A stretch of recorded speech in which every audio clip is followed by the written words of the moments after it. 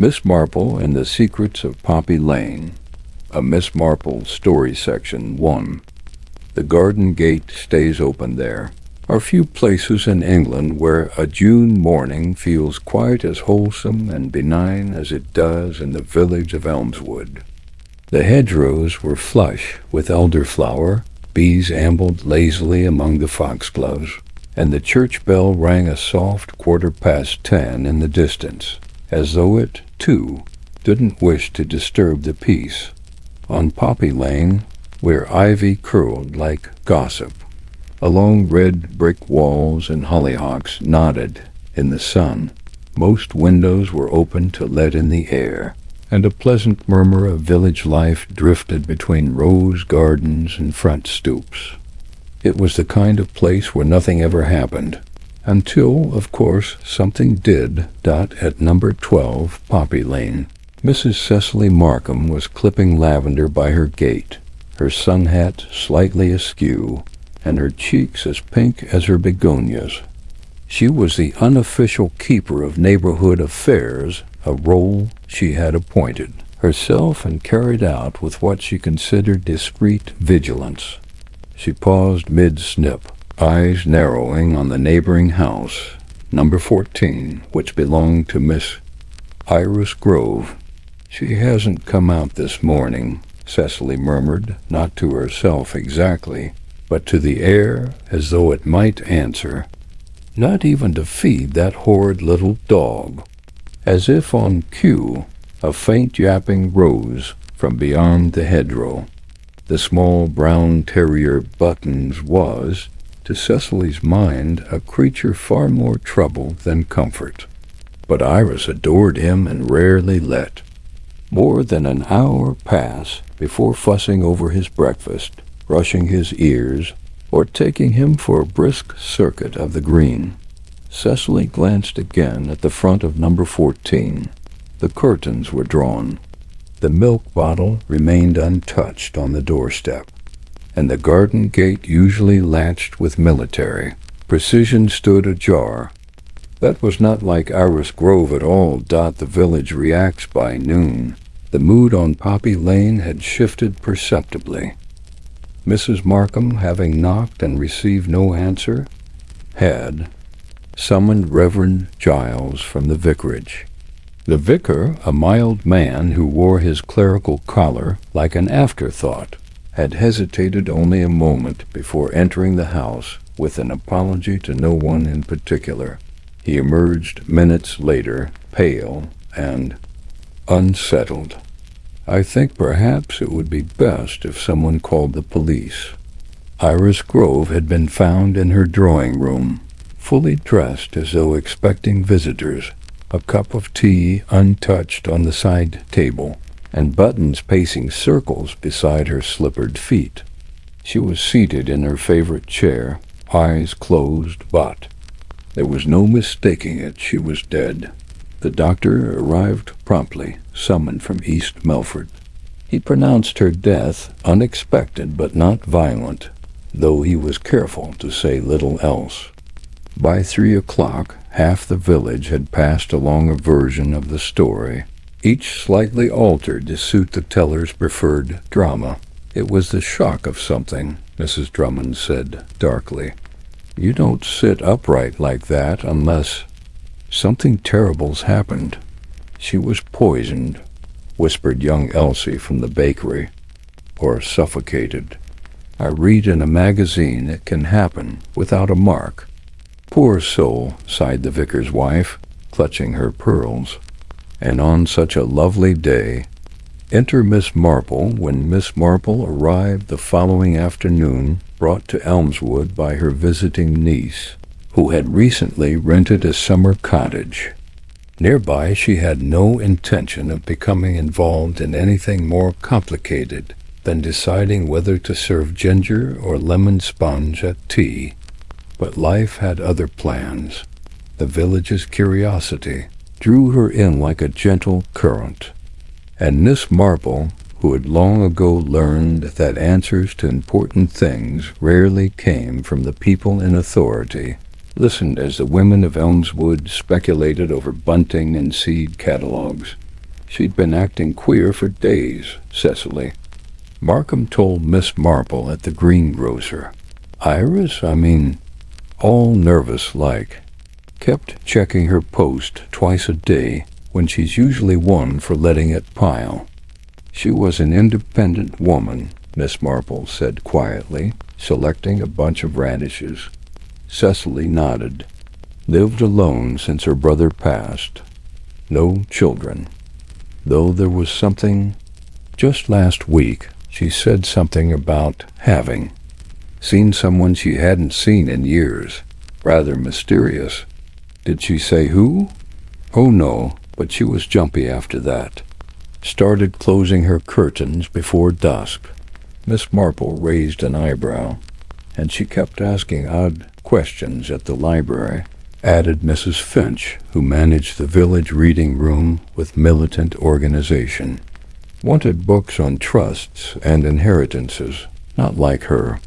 She used to read. Only gardening memoirs and Greek myths, Miss Marple nodded. She had long believed that in the quietest corners of village life, the biggest secrets nestled like worms under paving stones. A life and order Miss Grove, according to her neighbors, had been a model of quiet independence. She'd inherited number 14 from her late brother, Reginald Grove, who had made a modest fortune in shipping contracts before retiring to Portugal. Iris had lived in Elmswood nearly 10 years. She joined the church choir when pressed, bought buttons at the Thursday market, and made strawberry jam for the Harvest Festival each September. No one could remember her being anything but punctual, private, and unfailingly polite. As Miss Marple stood before the gate at number 14, she couldn't help noticing small irregularities. The garden usually pruned within an inch of its. Life had a few stray thistles at the border. The window boxes, always bursting with marigolds, had gone dry, and the brass knocker on the door bore a fresh smear like someone had touched it with a dusty palm. Inside, the police had finished their initial sweep, and the house had been released to the family solicitor, who seemed baffled to learn that. Miss Grove had named a new heir just weeks before, someone entirely unknown to the rest of the village. A distant cousin from Devon, a Mr. Maxwell. Finch. No one had ever heard her speak of a Maxwell. A whisper of suspicion. People don't often change their wills unless they have reason. Miss Marple mused to herself later that evening as she sipped tea with her niece. Do you think something was wrong? Her niece asked. Perhaps not wrong, Miss Marple replied, but out of place. I always find it most enlightening when someone suddenly begins to live contrary to their nature. And Iris Grove, whose days had once been as predictable as the post had broken her routine curtains drawn early, mail scrutinized, inquiries into legal matters. Miss Marple set down her cup. It isn't the death that tells the tale. It's what the deceased did in the days before it. Outside, the lamps of Elmswood flickered to life, casting long shadows down Poppy Lane. Somewhere down the street, buttons barked once and fell, silent. And in a village where nothing ever happened, something, it seemed, had, something that Miss Marple would now quietly and thoroughly begin to uncover. Section 2.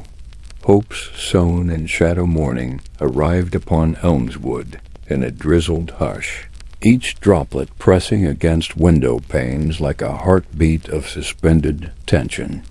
The typically vibrant blooms lining Poppy Lane roses, foxgloves, hollyhocks looked damp and subdued, as if they too shared the village's lingering unease. Faint calls drifted through the air, someone coaxing a reluctant goat down the lane, carts wheezing as they pulled in, the tinny clang of milk bottles being emptied. Miss Marple, awakened from a night of teas and lies drifting through her sleep, put on a cardigan and stepped out into the near dark, sipping smoky Darjeeling from her favorite china cup. The air smelled of lilac and damp earth, reminders of life and renewal, even while grief hung in the corners. Miss Marple strolled the familiar route to the post office, passing Mrs. Markham, who was striding with unusual determination in her sensible shoes and frilled bonnet tied taut. Her cheeks were flushed and her eyes held an intensity that spoke of stubborn unease. "Good morning, Cecily," said Miss Marple politely, adjusting her shawl. "A lovely day, though the sky seems more thoughtful than cheerful." Cecily Markham paused mid-step, folding her arms. "Lovely?" She half snorted. "If you call gray drizzle lovely. Miss Marple, I've walked this lane twice already this dawn and found nothing but closed shutters and uneasy air." "I saw," Miss Marple replied, stepping to her side. "Iris's gate is still ajar." Cecily heaved a breath. "Yes, at first I thought perhaps she forgot." She sounded almost incredulous at the thought. "But someone in Elmswood never forgets the simple courtesy of latching their gate. Not Iris, especially not Iris." They proceeded in silence for a moment. Miss Marple noted the little things: a bird's nest tucked in a gutter, the shy nod of Mrs. Dalloway emerging to collect eggs, the low hum of conversation from the chapel tea gathering. "Do you recall," Cecily said quietly, "how last autumn Iris was all aflutter about a Devon cousin?" Miss Marple nodded. "Maxwell Finch, was it? A name few knew until then." "Precisely. 3 letters in 4 days, do you follow? She discussed trusts, inheritance. I tell you, Elizabeth, there's something afoot." "Curiosity, Miss Marple said softly, can blossom like flowers in unexpected soil." Cecily paused before a green-painted door with a brass numeration. She peered at the post box, then looked back at Miss Marple. She nears 90, and suddenly she's wrestling with legal theory. I can excuse forgetfulness, embarrassment, anything but purpose. Miss Marple observed a small twitch at the corner of Cecily's mouth, a sign of longer-held confusion, perhaps disappointment. Behind them, a small terrier barked in the distance. Not Button, something rougher, more anxious. The village's whispering Webby mid-morning. Elmswood's weekly chapel tea had convened downstairs in the dusty back hall, floral wallpaper peeling like old petals against stiff upholstered chairs. The women gathered in small clusters, as though unaware that they might actually gather themselves for something else, something uncertain. Mrs. Gower, who took an unwavering grip on her teapot whenever the weight of village concerns increased, leaned in to Miss Marple. She never did trust Mr. Finch, you know. She was a head in the clouds type, but she always spoke of family honor. And yet, Miss Marple mused, she requested she be buried without ceremony. Martha, the laundry woman, chimed in from behind a sugar bowl. "My friend Mary says she saw Maxwell Finch at the vicarage yesterday talking to Reverend Giles, looking far too pleased, if you ask me." Just then Reverend Giles himself entered the hall, cheeks pale and sober. He offered no greeting, but instead beckoned Miss Marple aside. "I've spoken with Mrs. Markham," he said quietly. She heard raised voices next door the night before Iris was found. She's certain of it. Miss Marple nodded, glancing at the floral carpet that had probably been swapped decades before, stained in places where teacups once spilled. Voices echo in rooms whose walls are thin. Did she recognize the voices? No, but one phrase she overheard. It will change everything tomorrow. She didn't know which will was meant. Miss Marple raised a brow delightfully. Intrigued. Tomorrow, he nodded, glancing at the other women. Some were fanning themselves, others swallowing lumps of cake. The phrase was repeated twice near the study door. She quieted him by offering a gentle hand. Leave it with me, Reverend. And you see that Maxwell Finch sends no more letters for now. He looked startled at the veiled command, but offered a grateful smile.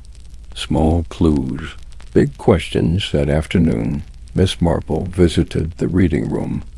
Lined with rows of leather-bound volumes and librarian spectacles resting on a pedantic stand, Mrs. Finch, the librarian no relation to Maxwell, smiled knowingly. Miss Grove borrowed a book on trusts, Miss Finch murmured, pointing.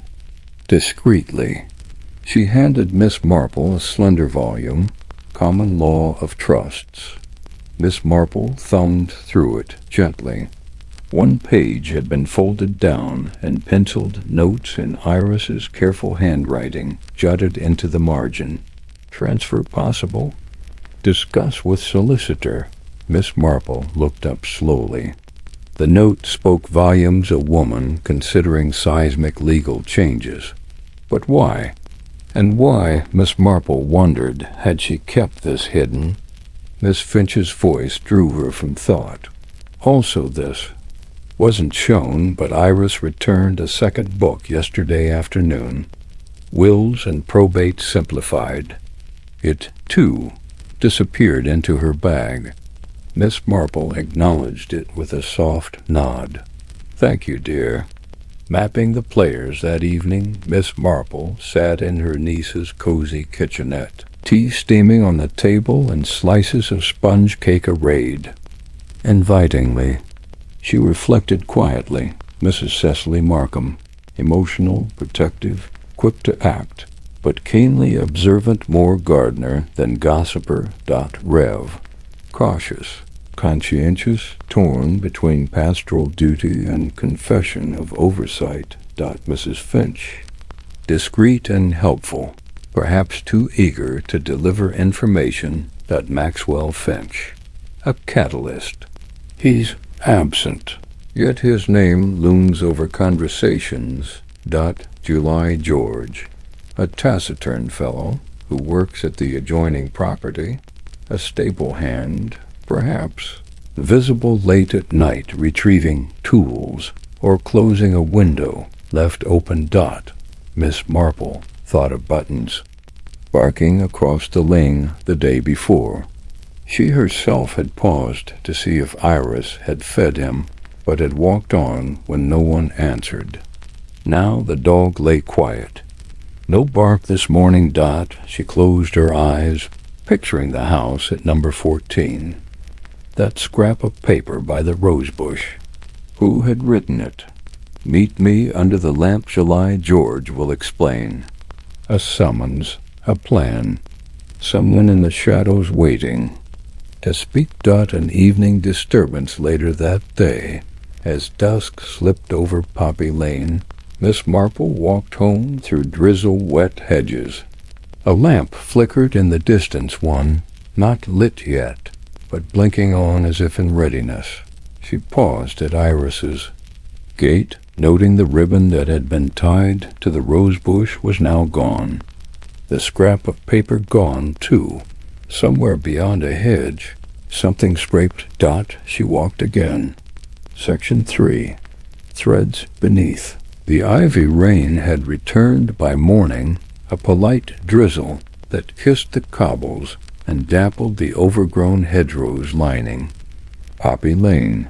The roses that bordered the Grove cottage were sodden, petals sagging like mourners in an ill-tempered vigil. Miss Marple, who had been pruning her primroses with her usual quiet care, paused at the distant sound of cart wheels and the thud of boots near the post office. Elmswood, as expected, was a buzzed dot. It was not just the shock of Iris Grove's passing peaceful, though it may have seemed. It was the gap it left behind, as though the scaffolding of Poppy Lane had lost one of its supporting posts.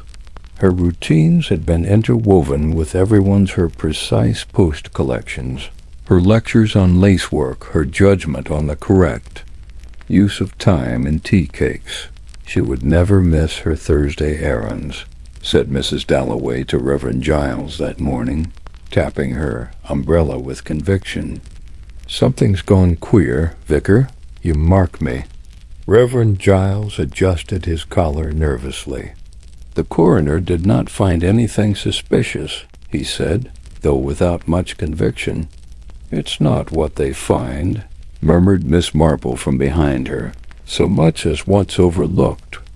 The umbrella twitched slightly, and the Reverend turned. "Ah, Miss Marple, good morning. You mean something might have been missed?" "Many things are missed, Reverend," she replied mildly, "but I meant overlooked by intention.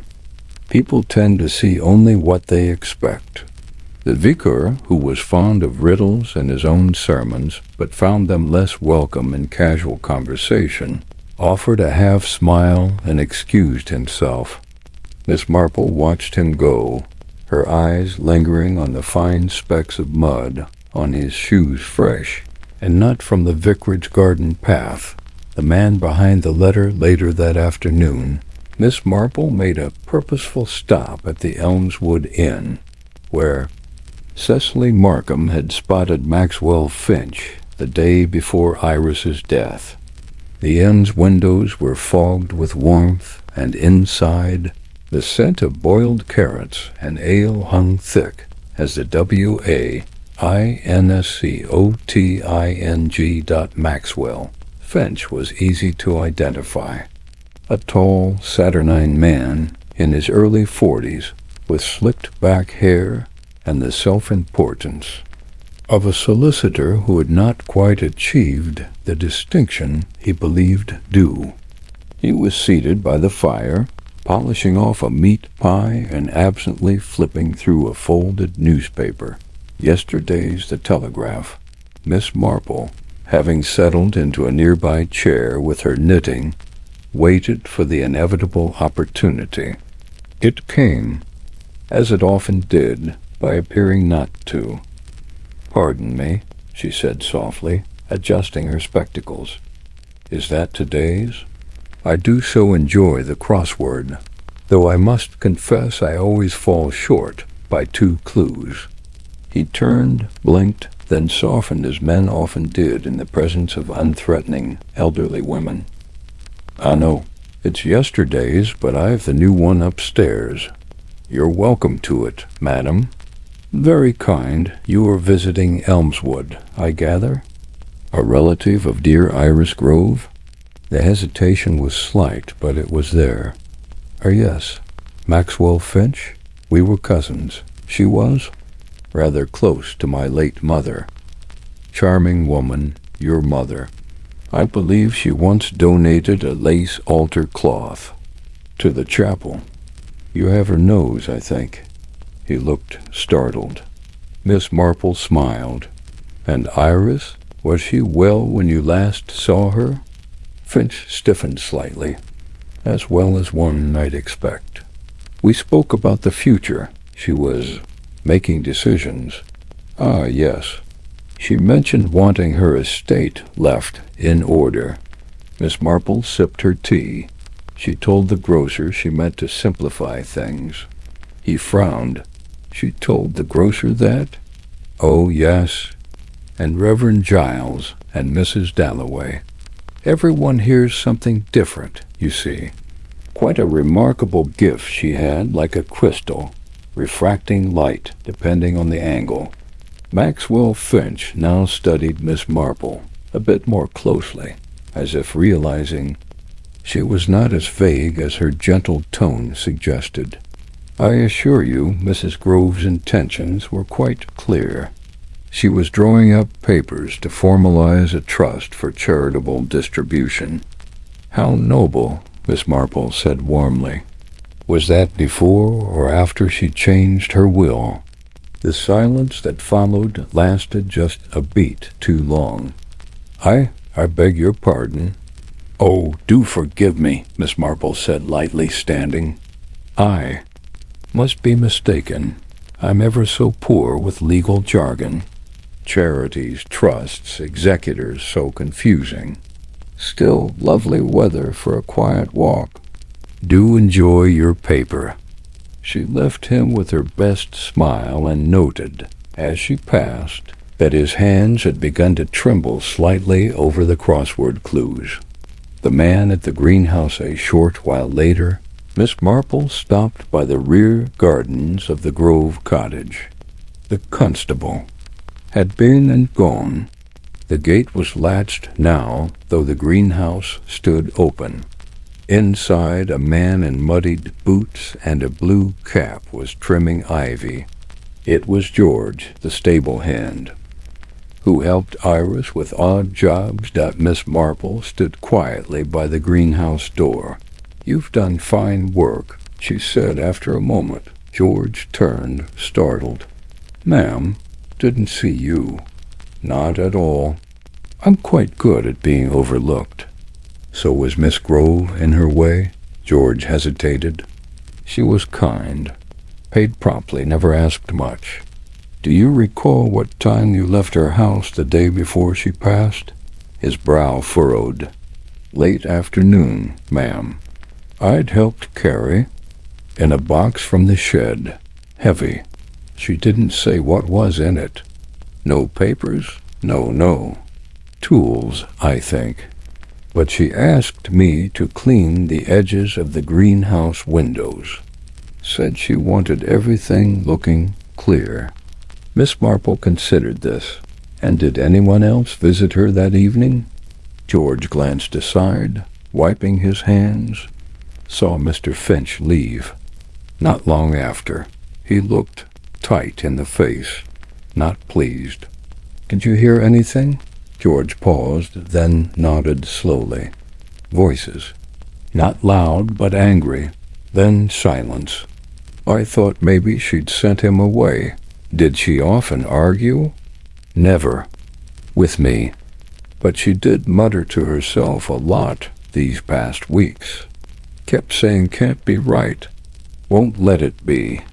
Over and over, like she was convincing herself." Miss Marple nodded solemnly. The quiet before the turn that evening, Miss Marple returned to her rosewood writing desk and arranged her thoughts as she arranged her knitting. Precisely, and with practiced hands, she now had pieces. A cousin who arrived with claims of legal reform but left the house in anger. A muttering woman with two. Many books on wills and trusts and sudden plans for charities. A mysterious box, heavy enough to suggest something more than papers or trinkets. A village full of watchers who heard only parts of conversations, but never the whole. She looked down at her notepad. Iris Grove, she wrote, had secrets worth silencing. And perhaps someone had tried. Section. Secrets in the garden. The vicar's garden was unusually quiet that Wednesday morning.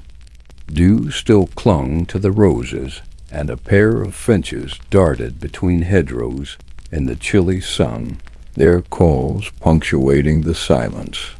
Miss Marple sat on the white iron bench near the rose arbor, her knitting idle in her lap. She wasn't here. By accident, of course. Reverend Hargreaves had mentioned offhand that Miss Lydia Tolland, niece of the late Mrs. Cynthia Moffat, would be stopping by to settle a few practical affairs. Miss Marple had long learned that the most valuable truths often arrived disguised as trivial errands. A sharp snap of the garden gate preceded the arrival of Miss Tolland herself, a brisk, elegantly dressed woman in her late 40s, with a narrow face, an impeccable posture, and the manner of someone who had once worked in administration and never entirely stopped organizing things. "Oh, Miss Marple, isn't it?" she said, blinking. In faint surprise, "I remember you from the reading room last spring." "Indeed," Miss Marple said pleasantly. "You had a rather spirited debate about the ethics of withholding medical information, I recall." Lydia offered a faint smile. "Guilty. Aunt Cynthia always insisted I was far too opinionated for my own good." "She also said," Miss Marple added delicately, "that your opinions made more sense than most people's facts." Lydia's composure faltered for a breath. "Did she really? That's surprising. We hadn't been as close in recent years." "Well, not since my cousin's wedding. Family politics, you know." Miss Marple's needles resumed their soft click. "Oh, one sees it all the time. I suppose this return to St. Aldhelm's must stir quite a few memories." Lydia turned her gaze to the flower beds. "Too many, frankly. I came for her funeral, of course, and now again to clear out her affairs. But something's changed. The house Heather Comet feels hollow, empty in a way I didn't expect." Miss Marple tilted her head slightly. "How do you mean?" "It's not just grief," Lydia said, then hesitated. "Aunt Cynthia was meticulous. She had a system for everything. But now drawers are half empty, letters are missing, and her address book has half the names scratched out. Someone's been through it, either before or after her death." Miss Marple's pale blue eyes remained serene. "Perhaps she was simply downsizing. It's not uncommon at that stage of life." Lydia looked unconvinced. "I would agree if it hadn't been for the letter." "Oh? I found it tucked inside a gardening manual in the shed of all places. It was addressed, too. Me, dated 2 weeks before her death." Lydia pulled a creased envelope from her bag and held it up. It said quite simply that if anything were to happen to her, I mustn't trust Robert. Miss Marple's knitting paused. "Robert?" she asked mildly. "My cousin, Robert Moffat, the only other surviving relative. Technically, he inherited most of the estate. Aunt Cynthia had reduced the monetary part of my inheritance several years ago without telling me. He convinced her, I'm sure. He's always had a talent for manipulation." Miss Marple's voice was neutral. "And is Robert in the village now?" "Arrived 2 days before the funeral. Staying at the inn, the Peacock and Ivy." Miss Marple absorbed this in silence. Then, without changing tone, she said, "Did your aunt often hide letters and gardening books?" "No," Lydia said tightly. "She used to say soil and secrets don't mix." A silence stretched between them as a bee meandered past, heavy with pollen. Then Lydia said, "Do you think her fall was really an accident?" Miss Marple didn't answer right away. She looked out across the garden with a faint sigh. People fall all the time. But when someone leaves a warning behind, one must wonder why. Lydia glanced at her sharply. "You believe she was afraid?" "I believe," said Miss Marple gently, "that people who tidy away their lives also tend to tidy away their fears. A letter tucked into a gardening book suggests urgency and secrecy." Just then a figure emerged from the side gate, a wiry man with sandy blonde hair and a guarded expression. He was in his early 50s, dressed in a sharp gray suit that didn't quite fit his countryside surroundings. "Ah," said Lydia, with cold civility. "Robert?" He came forward with a smile that did not reach his eyes. "I heard voices and thought I might find you here." He gave Miss Marple a cursory nod. "Charming to see the village's most observant resident is still at her post." "Observation is something we all must practice," said Miss Marple sweetly. "It helps to keep one's memory sharp." Lydia stood. "Robert, I was just leaving. I have errands to run in Broadhurst." "Of course," he said smoothly. "I do hope you'll join me for supper later.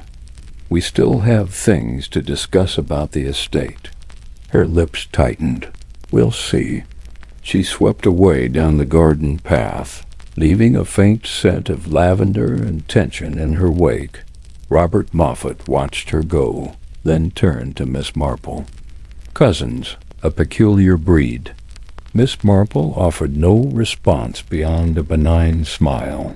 "She always thought Aunt Cynthia loved her best," he went on. "But you know how complicated family can be. My aunt was a shrewd woman, practical.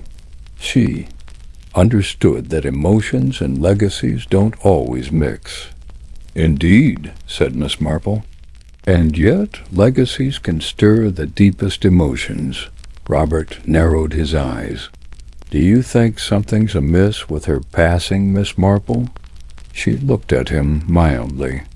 "Oh, I think many things are amiss. In life, most go unnoticed until someone decides to look too closely." "Then I do hope no one's looking too closely," Robert said softly. "The past has a habit of muddying up the present." Miss Marple didn't flinch. "And sometimes it's the present that finally clarifies the past." With that she stood, collecting her knitting basket. "Good day, Mr. Moffat." He watched her retreat, a flicker of something unreadable crossing his face as Miss Marple strolled through the gate. She passed beneath the archway of wisteria, its blooms drooping like whispered secrets overheard in the dark. She made her way back through the village lanes, pondering Lydia's letter, the look in Robert's eyes, and a small, peculiar thing she'd noticed earlier, the old sundial outside. Heather Comm was no longer pointing due noon. It had been slightly turned by just enough to matter. Section. The envelope with no name. The next morning dawned damp and quiet, the sky low and gray, with the smell of wet earth lingering in the hedgerows. Rain had fallen in the early hours, turning the lanes of St. Albans on Rye into slick ribbons of mud and puddle. But the weather, as ever, did little to suppress the village's appetite for intrigue.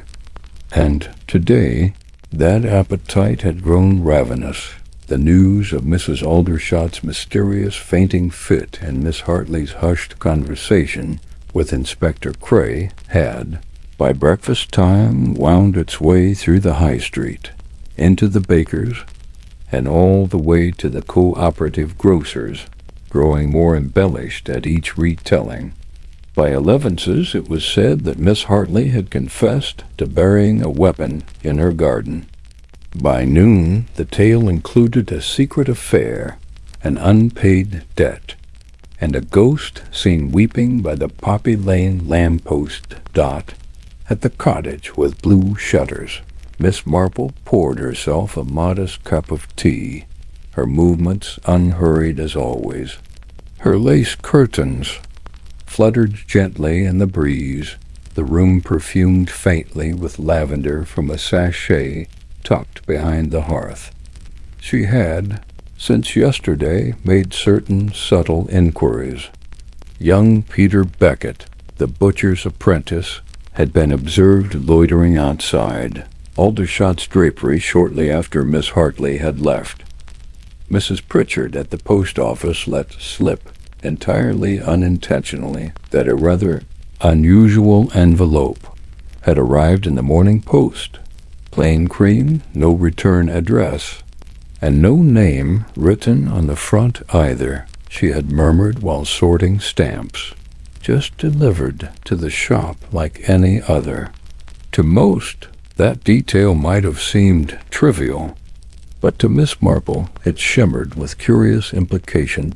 After tea, she collected her gloves and shawl, and walked with purpose to Poppy Lane. The drapery shop was unusually quiet when she entered.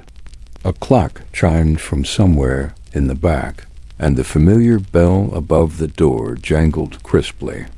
"Miss Marple," said Miss Hartley, her voice a little tight. Her hair was pinned more neatly than usual, though she looked wan, her eyes darting toward the shelves as if expecting them to speak out of turn. "I came by to inquire after you," Miss Marple said kindly. "I heard the heat, got the better of you yesterday." Miss Hartley smiled, though it didn't reach her eyes. "It was nothing, just fatigue, really. I was embarrassed to cause such a scene." Miss Marple's gaze shifted slightly to the counter, where a stack of papers lay askew beside a cup of cooled tea. She could see the corner of an envelope sticking out, cream-colored and unaddressed. Miss Hartley followed her gaze and seemed to hesitate. "Oh, just nonsense. An advertisement, I believe." Miss Marple blinked slowly. "One never knows what a plain envelope may contain. I remember once in Little Wickham, poor Dorothy Higgs received an unmarked letter that nearly cost her a fortune. A matter of a forged will. You'd be surprised how ordinary paper can conceal rather extraordinary mischief." There was a pause. Miss Hartley moved to shuffle the envelope further under the pile, but not before Miss Marple's sharp eyes caught the faintest trace of black ink letters that had been carefully erased. "Have the police asked any more questions?" Miss Marple asked lightly. "Only routine matters. Mr. Cray seems convinced it was accidental," Miss Hartley murmured. Miss Marple tilted her head. "Oh, but I imagine accidents are rather rare in such tidy places as this." At that, Miss Hartley let out a brittle laugh. "Tidy places have untidy hearts, Miss Marple." There was more she could have said, Miss Marple suspected, but the moment was not yet ripe. Instead, she patted Miss Hartley's hand and turned back to the street. With a smile, "You must rest." No good ever came from fatigue and secrets mixing together. Back on the lane, she ran into young Edward Munro just outside the vicarage. He had taken to loitering since his father's questioning, always with the air of a man who expected to be watched and simultaneously resented it. "Morning, Miss Marple," he mumbled, eyes scanning the ground. "Edward," she replied pleasantly. "How is your father faring today?" "He's been holed up with those ruddy books again, pretending nothing's happened." "Books are good companions when the world grows noisy," she said. "Though I dare say you've not always relied on quiet company yourself." He flushed. "If you mean Claire—" "I didn't say anything about Claire," Miss Marple interrupted gently, though her eyes sparkled. "But you did. Which is interesting." Edward blushed scarlet and looked away. "It's nothing. It was never serious. Perhaps not to you. But feelings often arrive unevenly more to one than the other, and that sort of imbalance can be dangerous, don't you think?" Edward swallowed. "I didn't mean to hurt her. I know, dear boy. But meaning little and doing much are not always connected." She left him floundering in silence, eyes wide as if she had spoken a truth he hadn't realized until just now. That afternoon, Miss Marple visited the vicarage for a planned cup of tea with Mrs. Aldershot.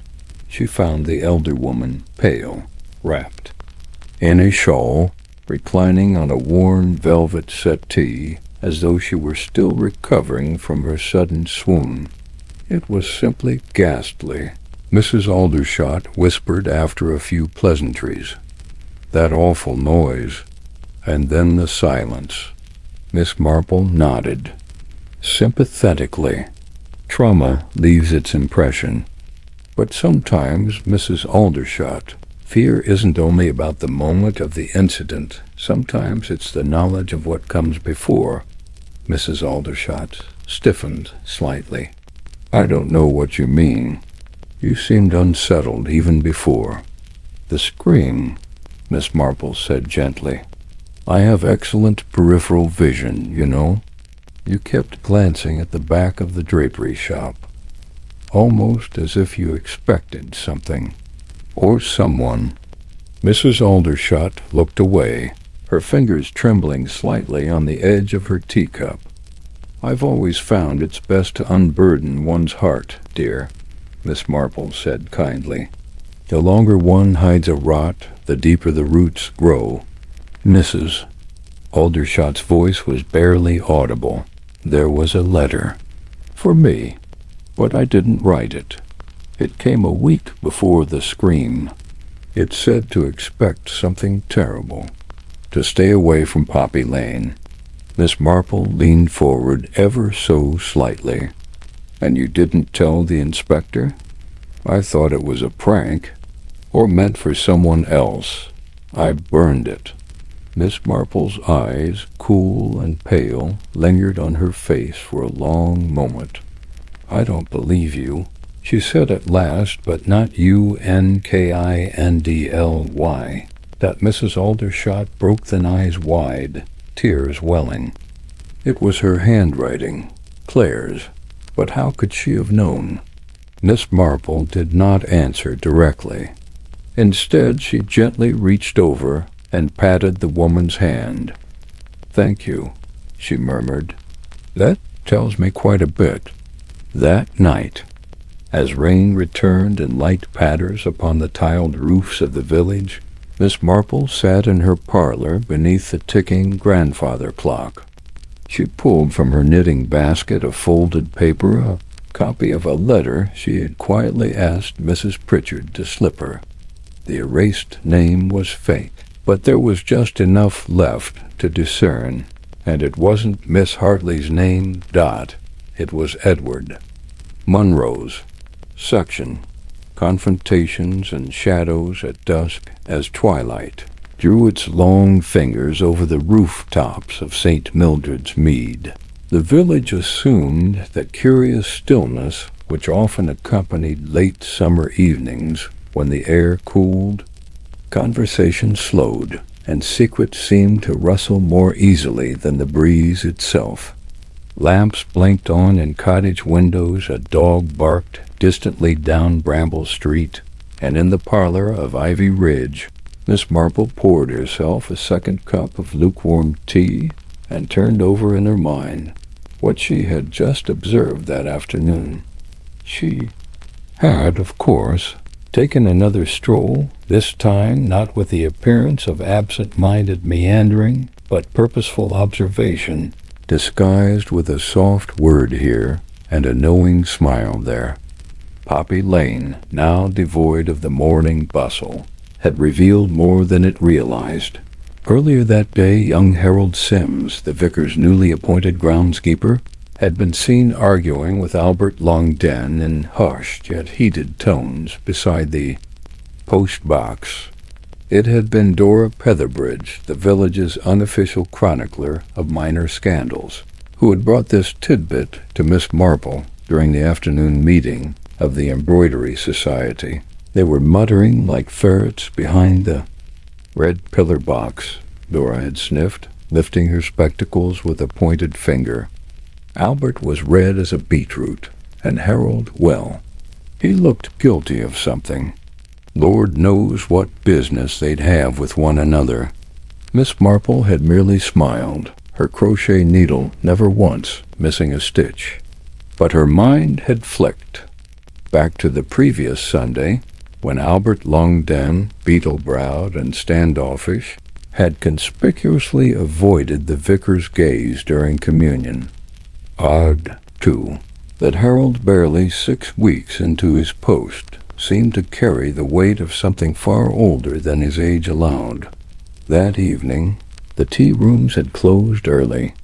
Mrs. Tabitha Shale, its matronly proprietress and gatekeeper to half, the village's gossip, claimed she was unwell with a touch of the weather. But Miss Marple, passing beneath the dripping baskets of begonias by the shuttered windows, caught sight of Tabitha inside with her sister Edna, both seated by the kitchen hearth, speaking in what appeared to be whispered fury.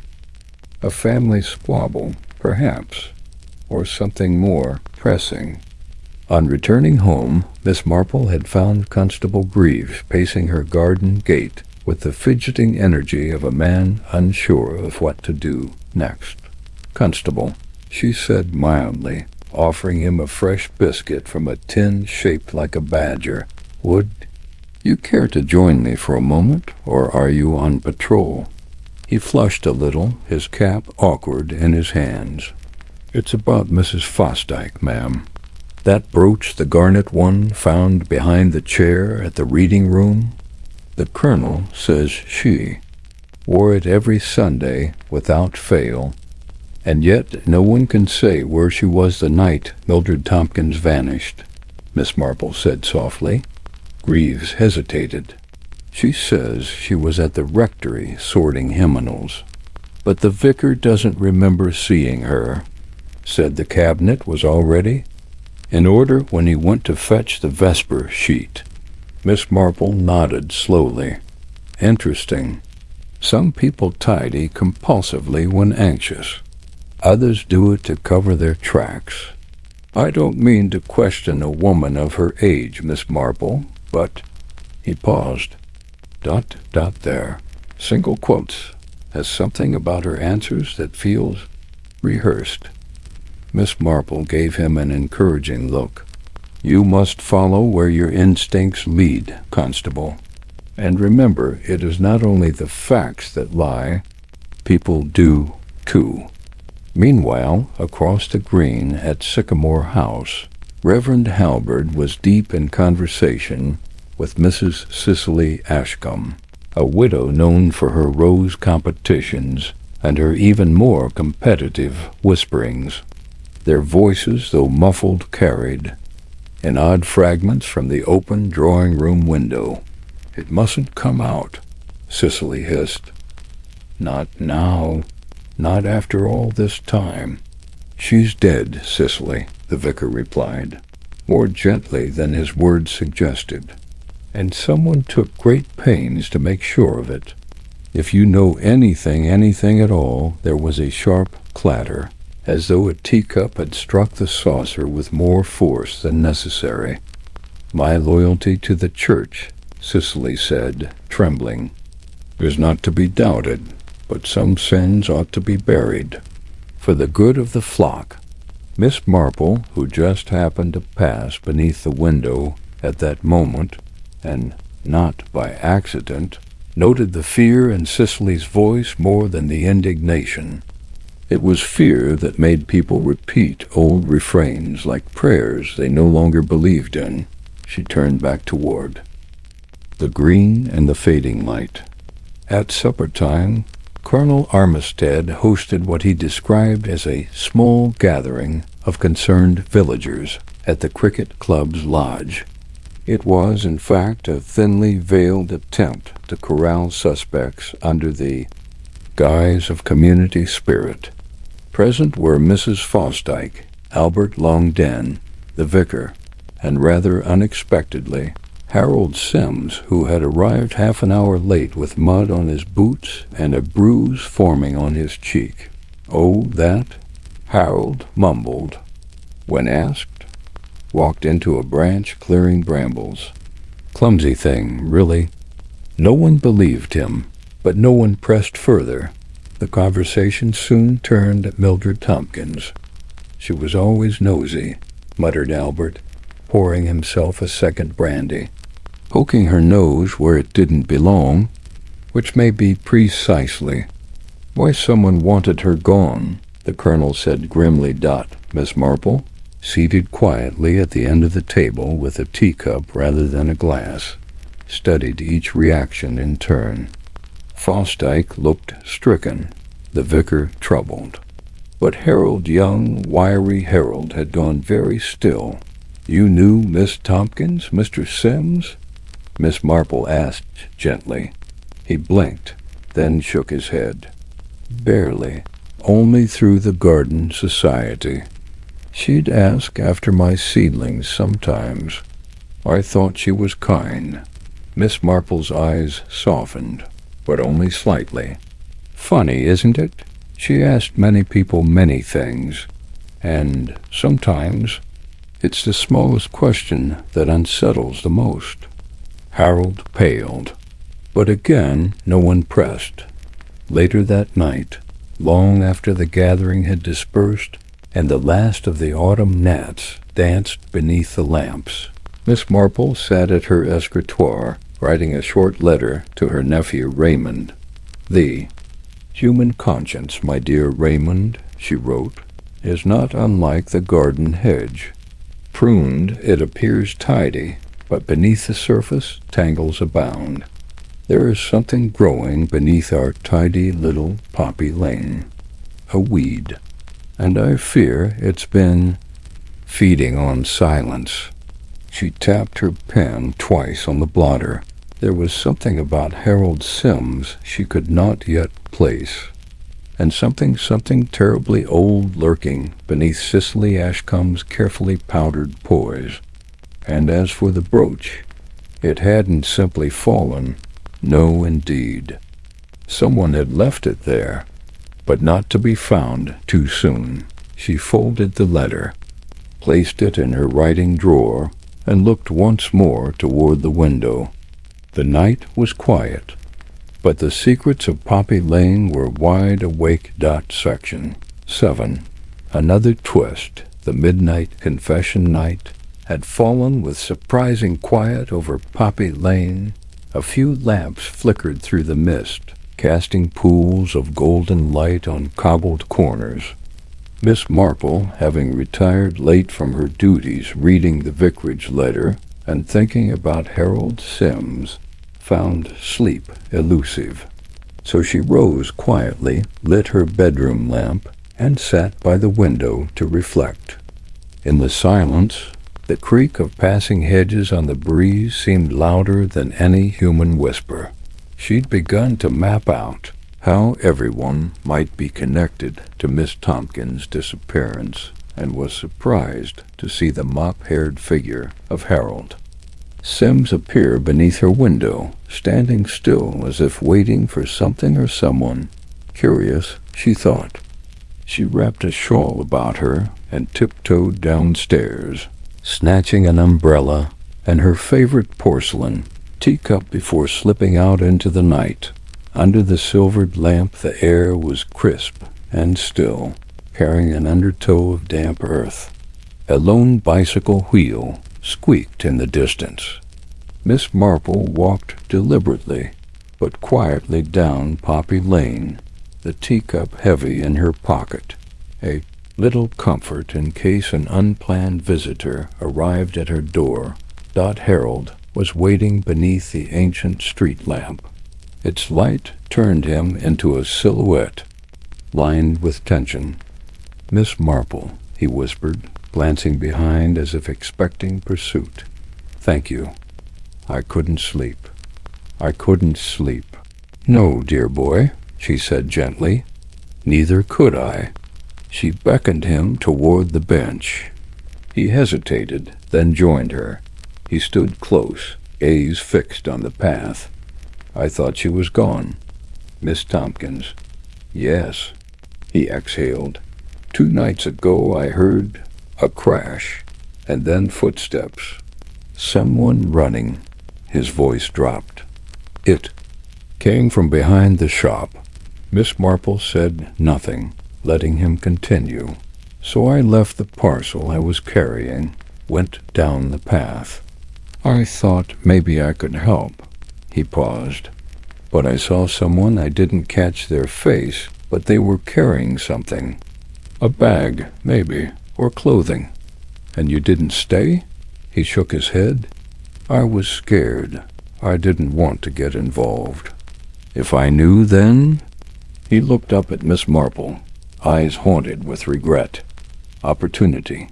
She encouraged gently. You did well, Harold. You observed. That's the first step. The lamp flickered as wind draped around them. Do you want to tell me more? She asked. Softly, he swallowed. They looked tall, but there was something odd, something bright, like the flash of silk. Silk, thank you, she murmured. You've done well. He nodded, relief evident. She walked him to the lane's midpoint and watched him slip into home. Returning home, her thoughts turned to Mrs. Aldershot's letter and Harold's story of silk, cloak, clothing, bag, footprints. Her teacup, warm again, waited soberly on the bench. The drapery shop revisited early next morning. Miss Marple entered Hartley's shop under the guise of buying fabric for napkin embroidery. Sunshine filtered through the windows, illuminating bolts of crinkled muslin and satins. Mrs. Hartley looked wary but polite. I thought, said Miss Marple, browsing quietly, that perhaps I'd like something calm, something plain but pleasing. Tea-colored linen or winter-weight silk. Her eyes slid to the empty teacups on the counter. Yes, linen or light silk, Hartley said mechanically. Coming right up. Miss Marple studied Hartley as she reached under the desk, pulling out a folded swatch of coffee-brown silk from the drawer. That's an unusual color. Miss Marple touched the material. It looks almost new. Hartley hesitated, stole a glance behind the counter. Mistaken delivery, she said quickly. Sample that arrived meant for someone else. But with no note? Miss Marple raised her teacup knowingly. Hartley's lip trembled slightly. I can order fresh ones, she offered. I really must clean up here, Miss Marple nodded. Of course, silk requires tender care. She left the shop, amber glimpse of silk folded in her bag. That silk, she thought, might be part of Harold's flash. Clandestine with the vicar. Later that morning, she visited Reverend Giles, who greeted her with concern. The parish council wishes to meet about Miss Grove's legacy, he said quietly. There's pressure building, something about suspicions, gossip, and a missing person. Miss Marple set down the teacup she carried. Shall we sit? They spoke in low tones, and Giles confessed his unease. He'd received several frantic notes, one warning him to stay away from the reading room, another accusing someone of burying hearses at midnight. He handed her a second letter, identical in handwriting to Mrs. Aldershot's, this one addressed to him. Miss Marple, read it slowly. Remove yourself from this lane, or it may cost you. Service. The shadows are deepening, she said softly. Giles shivered. Yes, she offered encouragement, but a measured light dispels the darkness. Unlikely allies that afternoon, Miss Marple walked up to the reading room. Inside, Mrs. Fosdyke was straightening hymnals, her garnet brooch pinned bright on her lapel. Mrs. Fosdyke looked anxious, but nodded politely when invited to tea. I thought you might like company, Miss Marple began.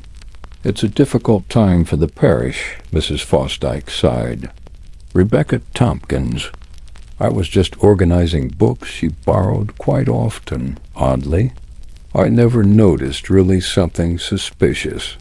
That feeling, Miss Marple said gently, that perhaps Miss Tompkins was fearful of something. Fosdyke looked down. She paused once when she saw that gusset from Hartley's shop. She said it reminded her of something, a pattern of memory she couldn't place. Miss Marple regarded her again.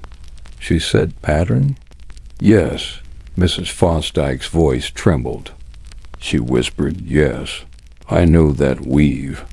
I know it well," and then shook her head and changed the subject. Miss Marple absorbed this and silently vowed, that coffee-brown silk must be matched to someone. A late-night visitor that night. Miss Marple sat at her desk when a light knock startled her. Outside, Mrs. Aldershot stood, shawl around her shoulders. "Wet from the mist. May I come in?" she asked. Voice shaky. Miss Marple ushered her to the sofa. "It's my brooch," Aldershot said, voice low. "It's gone. The garnet brooch that I wore last Sunday." Miss Marple inclined her head. "Taken?" "Yes." Aldershot pressed a hand to her breast. "I came in here, and it was gone. But I thought someone left it there on the chair next to Miss Grove's easy chair." Her lower lip trembled. Miss Marple stirred, calm. "Sometimes one leaves things where they belong." Aldershot nodded, but fear flickered in her eyes. "I want it back." "We'll find it," Miss Marple promised. A moment later the clock chimed. It was late, nearly midnight. Aldershot rose to go. "Thank you." When she had left, Miss Marple rubbed her hands together. Silk, brooch, letter, threats. Another twist, indeed. She poured herself a cup of lukewarm tea and stared at the dark window. Someone was deliberately drawing lines between silk, jewels, and late-night warnings. And in the stillness, Miss Marple's heart confirmed. The final test was nearly set. Section 8. Another twist, silks and secrets. The transformation from summer to autumn had covered Poppy Lane in a tapestry of bronze, russet, and umber. Leaves drifted from hedges to doorstep, softening any footsteps beneath their carpet, pausing only when pressed upon before continuing in silent drift. Mist pooled in corners of the green, hovering like a promise of something unseen. In the pale light of an early afternoon, Miss Marple sat at her mahogany writing desk, poring over an envelope stamped "Urgent." Inside, beneath a flap of tissue, lay a swatch of Sil coffee brown, lustrous, thick enough to suggest quality, soft enough to hint at luxury. Alongside it she found the broken half of a garnet brooch, the edges still warm from clasped fingers. She handled them gently, her thoughts deliberate. The silk had come anonymously, accompanied by a short note typed in plain font. "You will find the rest in plain sight, but only those unafraid may light the path to truths tightly spun in light. No name, no apology, just purpose." Miss Marple closed her notebook, charting suspects, times, and emotional states. She poured herself a cup of chamomile tea, took a deep breath, and prepared to put her plan into motion. Today she would call 2 more suspects, carefully preselected for tea, Mrs. Fosdyke and Lydia Tolland. She needed to gauge reactions, spark confessions, or at least tug at the strings inside tangled hearts. Tea and tension. Mrs. Fosdyke's visit. The tea table was set with Miss Marple's best china, delicate cups, a scalloped porcelain plate of lemon scones, a sugar bowl, and a small creamer. A single daffodil floated in a tiny vase bright against the soft decor. At precisely 4 o'clock, Mrs. Phoebe Fosdyke arrived, her gait steady but her eyes darting over the room. The stroke she'd suffered last winter left her posture imperfect, and today she carried herself as though bracing for impact. "Good afternoon, Miss Marple," she greeted, voice quavering. "Do sit, dear. Tea, my favorite chamomile, from the vicarage's garden, gentle on nerves." Miss Marple offered the cup, studying Fosdyke's expression. Fear, masked by determination. They spoke of mild matters, weather, Mrs. Shale's begonias, church, charity plans. Miss Marple drew her toward the brooch. "I discovered this in the silk," she said, holding it out. "Came anonymously. It seems connected to the disappearance of Miss Tompkins." Fosdyke stiffened, her lips parted, then closed. Again, her grip tightening on her skirt. Miss Marple continued, voice even. "Miss Tompkins once said she remembered this pattern of silk. She told me it belonged to Aunt Lydia's scarf." Phoebe's hand twitched. She swallowed. Miss Tompkins was distressed. She said she recognized it from long ago. Miss Marple probed gently. "Did she say what it reminded her of?" Fosdyke paused, as though sorting through thoughts. "A dinner at Aunt Lydia's, a gift, but she claimed it wasn't her gift. Said she only borrowed it, felt ashamed. I imagine guilt grows in hidden compartments," Miss Marple said, "especially when someone else demands its return."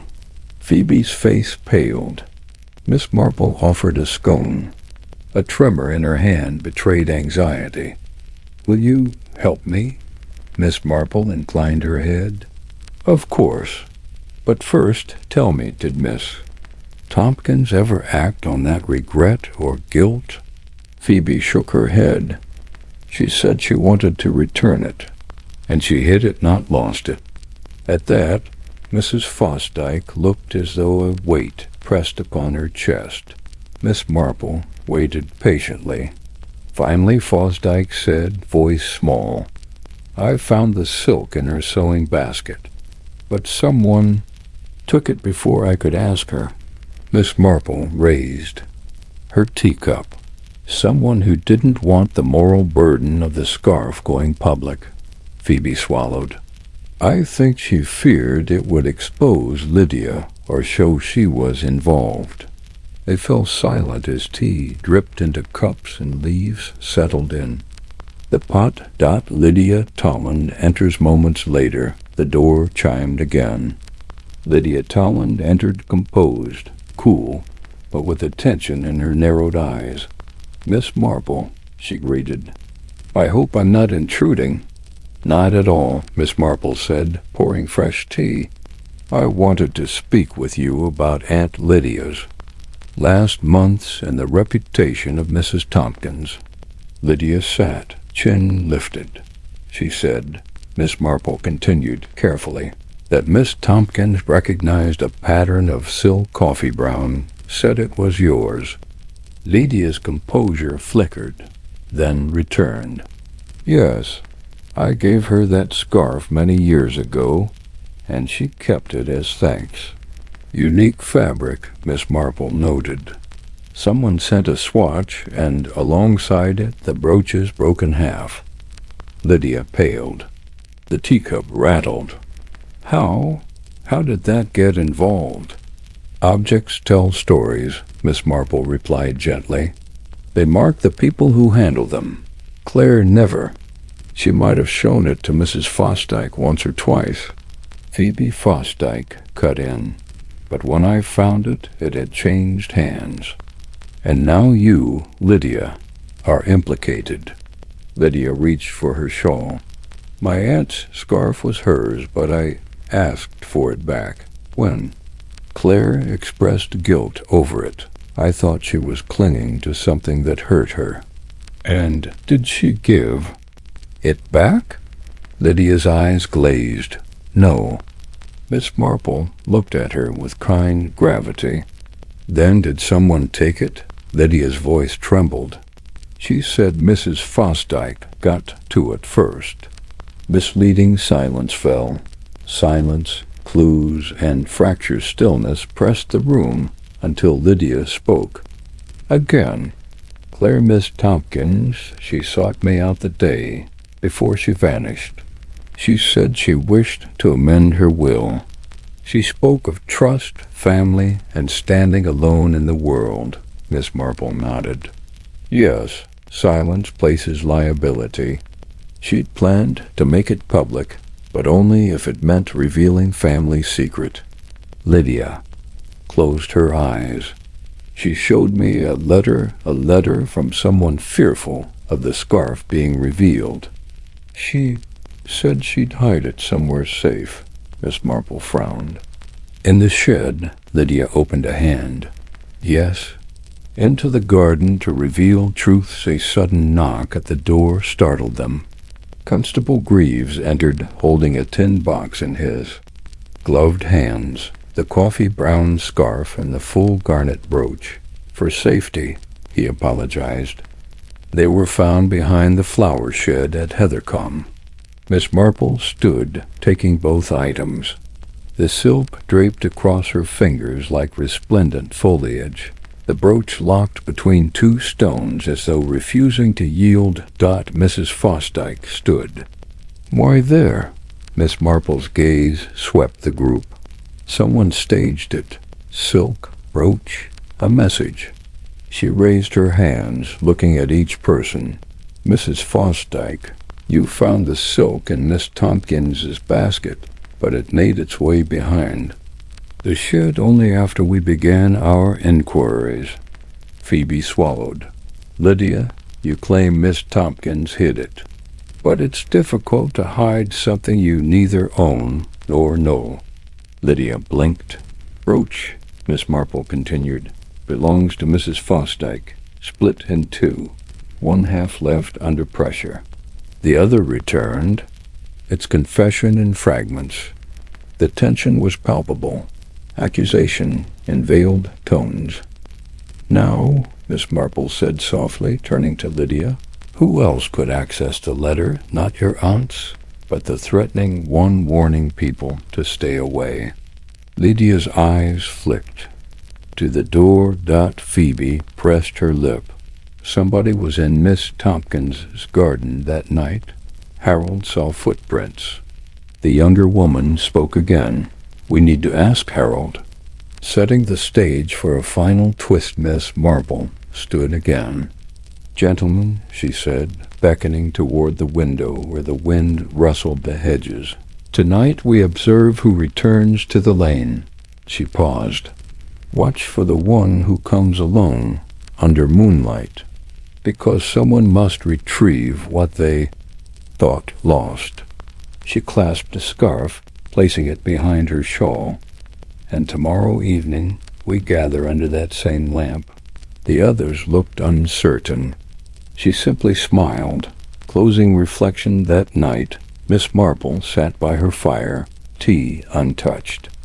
At her elbow, she reviewed every statement, Mrs. Fosdyke's fear, Phoebe's quickness to recall silk, subtle tremor in voice, Lydia's tight grip on composure, a slip only when confronted with brooch. Constable's box left in plain sight, no hiding. She began to knit again, silk stitches on wool. The contrast was deliberate and allegorical fusion of softness and structure, luxury and purpose. Under the layered, warm light, she softly hummed, silks are smooth, but secrets stick. And as the candle guttered, Miss Marple knew tomorrow would bring that final twist, one more revelation before the last unraveling in Section 9. Section 9. Another twist.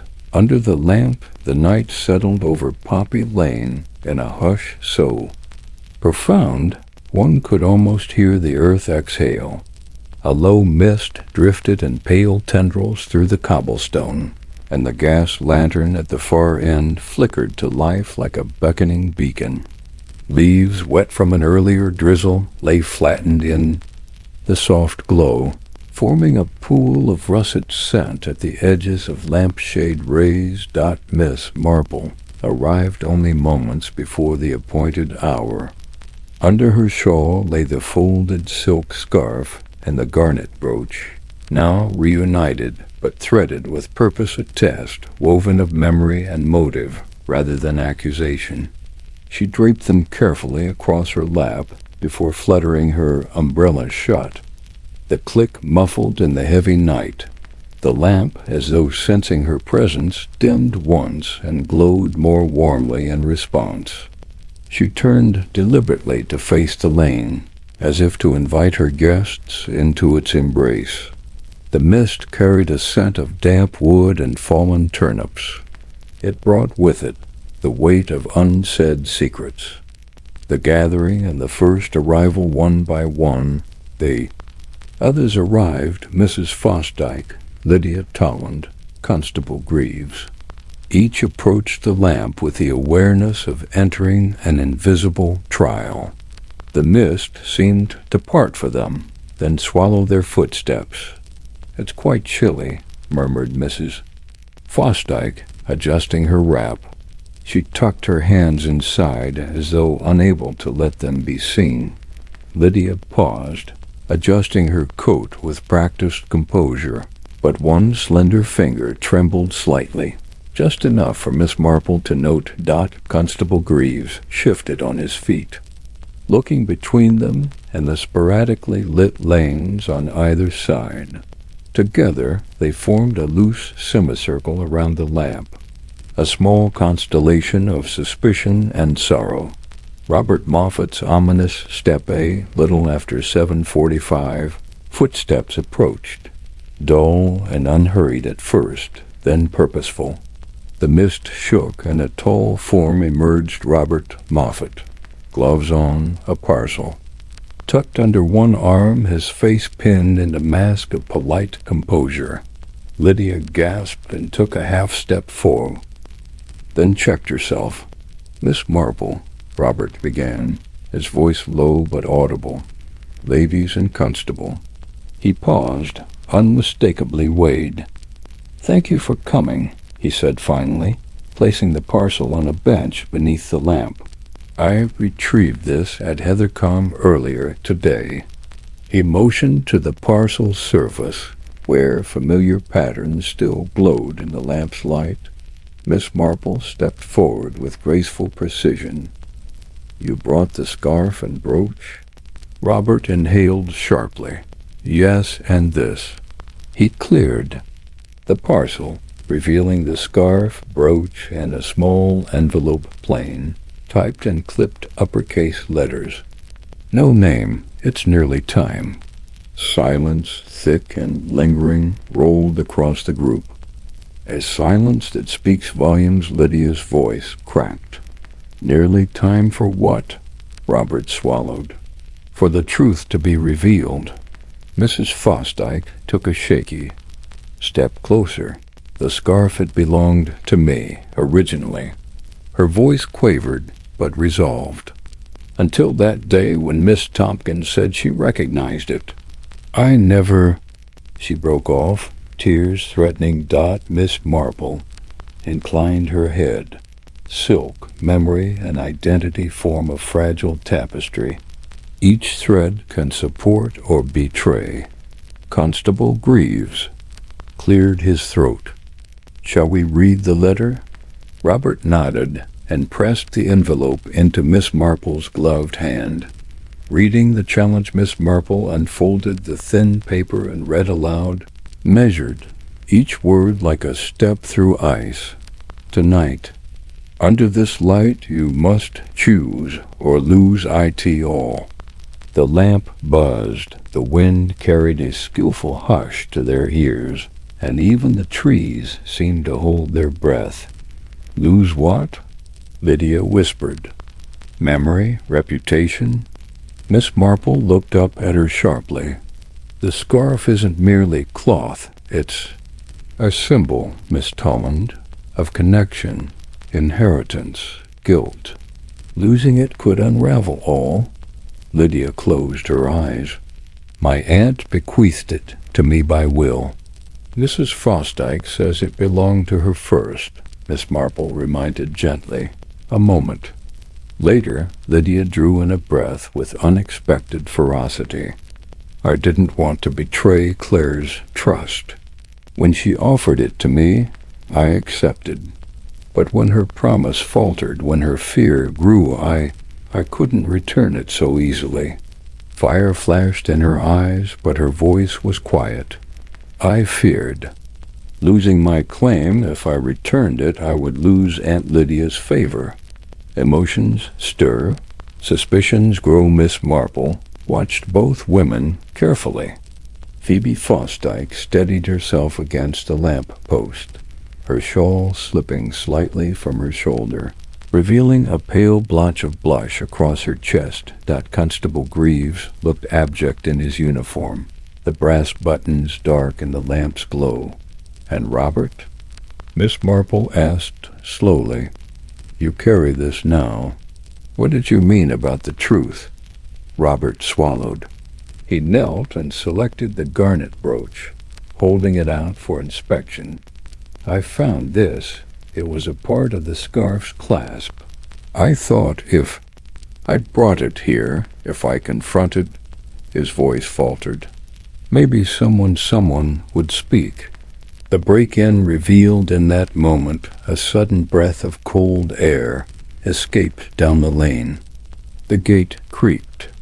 A distant branch snapped. All looked toward the direction of the wisteria arch. That's Heathercombe, exclaimed Lydia. Someone's there. Miss Marple's calm return was immediate. Stay here. She stepped forward, lantern in hand. The others followed, warily, as she led them under the lamp's glow to the side gate of Heathercombe. The gate hung ajar. The shed door swung out slowly, as though coaxed by invisible fingers. They stepped inside. Phoebe Fosdyke hesitated at the doorframe, but Miss Marple beckoned her onward. The shed was dim, lantern light dancing across dampening tools and hay bales. On the ground lay the scarf neatly folded. The brooch clasp shone beside it, threaded through a silver locket. The locket, lying open, revealed a tiny portrait of Claire and Iris together, smiling in gentle innocence. A gasp escaped Lydia's trembling lips. Miss Marple knelt, brushing her hand over the scarf. Someone left it or staged it. Footprints in the earth as they examined quietly. Constable Greaves stepped outside, but returned with a paper notepad. These prints, 3 sets fresh. One, perhaps Lydia's. One matching Robert's boots, one different. Miss Marple crouched to examine. The third is large, wide tread. She looked at Lydia and Robert. Neither flinched. A confrontation. Beneath the trees, the mist shivered as they stepped back into the lane. The 3 stood around Miss Marple at the lamp. She held the locket and scarf, now folded with the brooch inside. Who fears this memory most? She murmured. Phoebe raised her teacup to her lips. I'm afraid simply to have lost it. Lydia dropped her gaze to the stones. I feared being seen as someone who stole her memory for gain. They waited. The night pressed toward them. Miss Marple looked toward Constable Greaves. You're turning pale, he cracked. There's something I didn't tell you. I found a matchbox empty, carried in Robert's parcel. Robert tensed. That's impossible.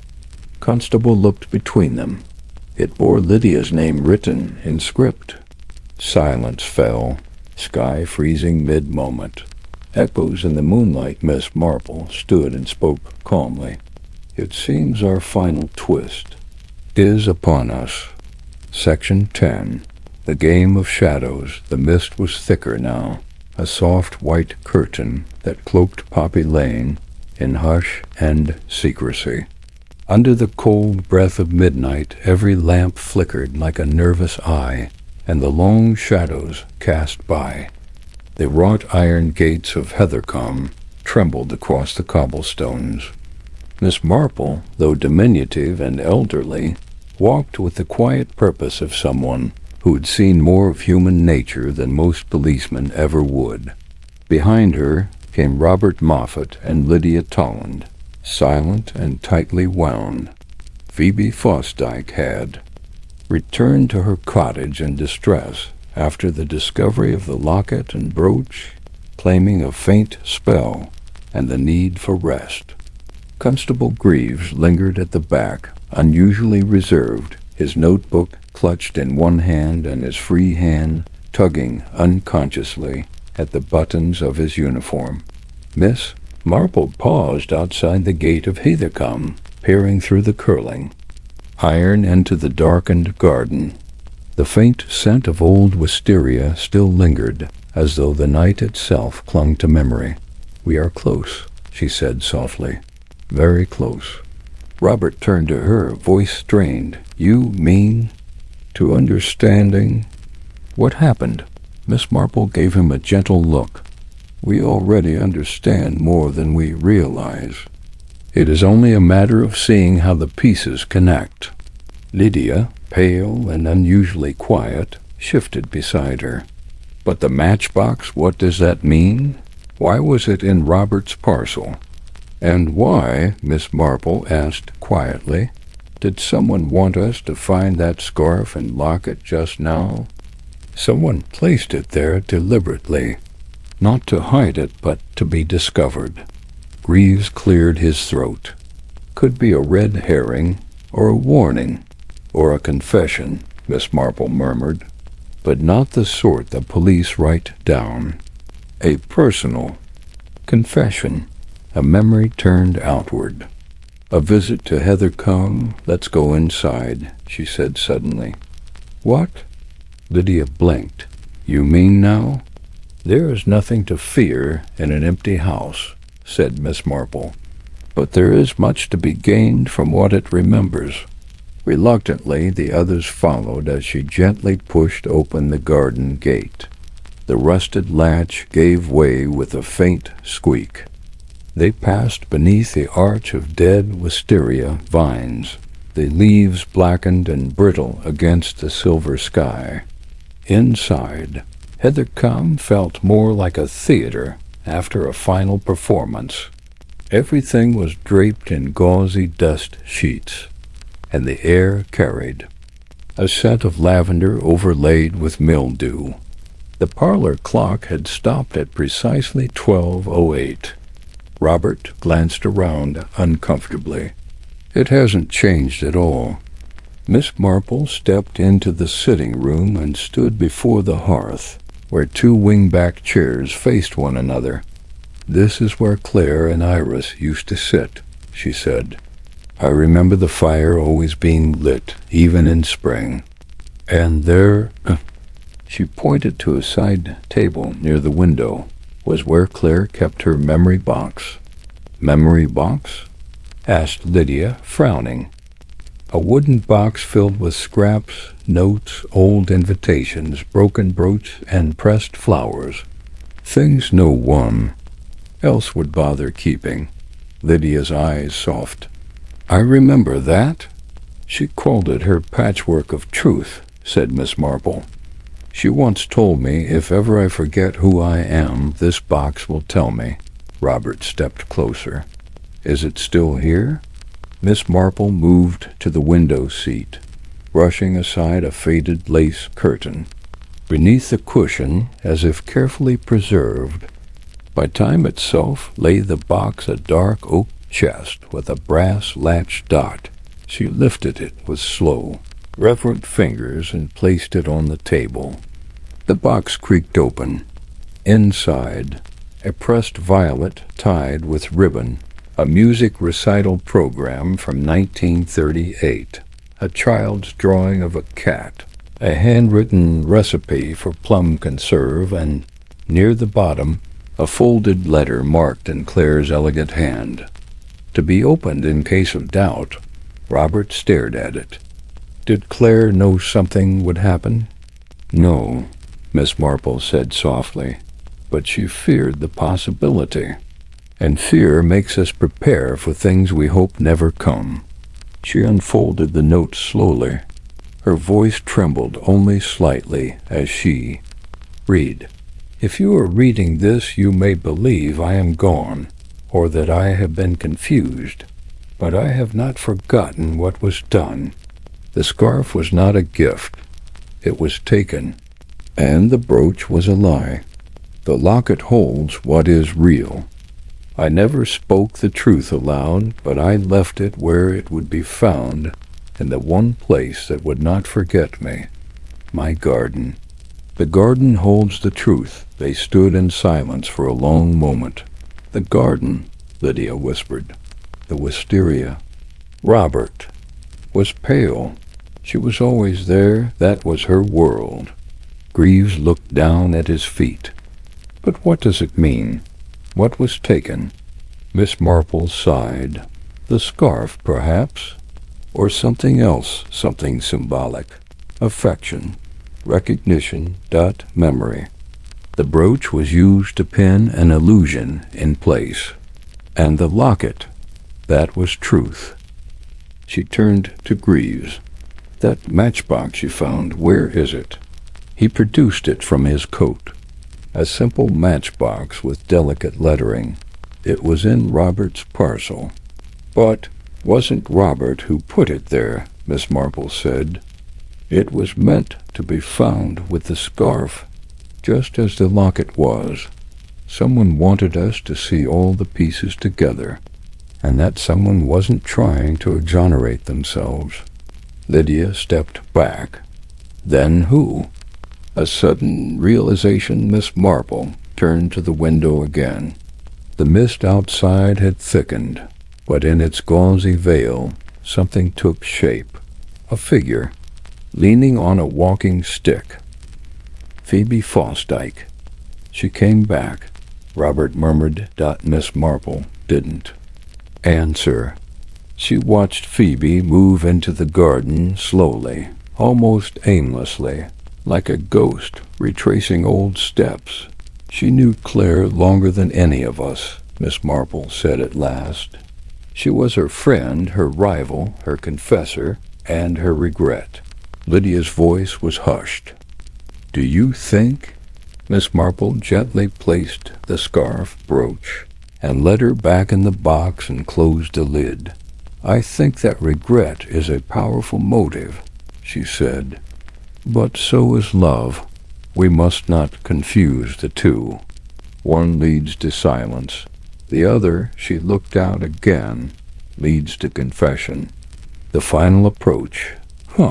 She said gently. Let us speak with her. The group followed Miss Marple into the night once more. Under the wisteria arch, the scent of damp leaves was stronger now, earthy and real. Phoebe turned as they approached, her eyes red-rimmed but steady. In her hand was a small pruning knife, dull with age and sap. I used to tend the wisteria, she said, before it got so wild. Claire used to say I was its true gardener. Miss Marple stepped close, gently, without threat. And did you find something buried here, Phoebe? Something Claire left for you? Phoebe looked down at the roots. Not buried, hidden. She said it would keep me company when she was gone. What was it? Lydia asked. Phoebe met her eyes. A secret. One I should have told long ago. Section 11. The final test, the garden was very still. The only sound came from the slight crunch of soil beneath their feet and the rustling of dead leaves stirred by an errant breeze. Phoebe Fosdyke, still crouched at the base of the overgrown wisteria arbor, ran her hand slowly over the roots, her fingers tracing grooves in the earth as though searching for memory itself. Miss Marple did not rush her. Instead, she stood back, with the others, Robert, Lydia, and Constable Greaves, watching Phoebe in quiet deliberation. There was something almost reverent in her movements, a woman communing with the ghost of a friend rather than tending a shrub. Phoebe spoke again, but her voice was distant, as though she were speaking more to herself than to those gathered. She kept so much to herself, did Claire.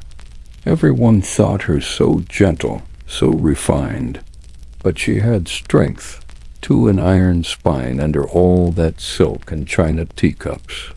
She suffered in silence when others would have screamed. She suffered? Lydia asked quietly. From what? Phoebe looked up at her, and for a moment there was something fierce in her eyes. From betrayal. From watching people she trusted twist love into lies. From watching what she built wither. Miss Marple took a step forward, her hands folded gently over the head of her umbrella. Phoebe, she said with deliberate softness, if Claire left you something, a keepsake, a note, even a clue, now is the time. Keeping it silent won't preserve her. It will only bury her twice.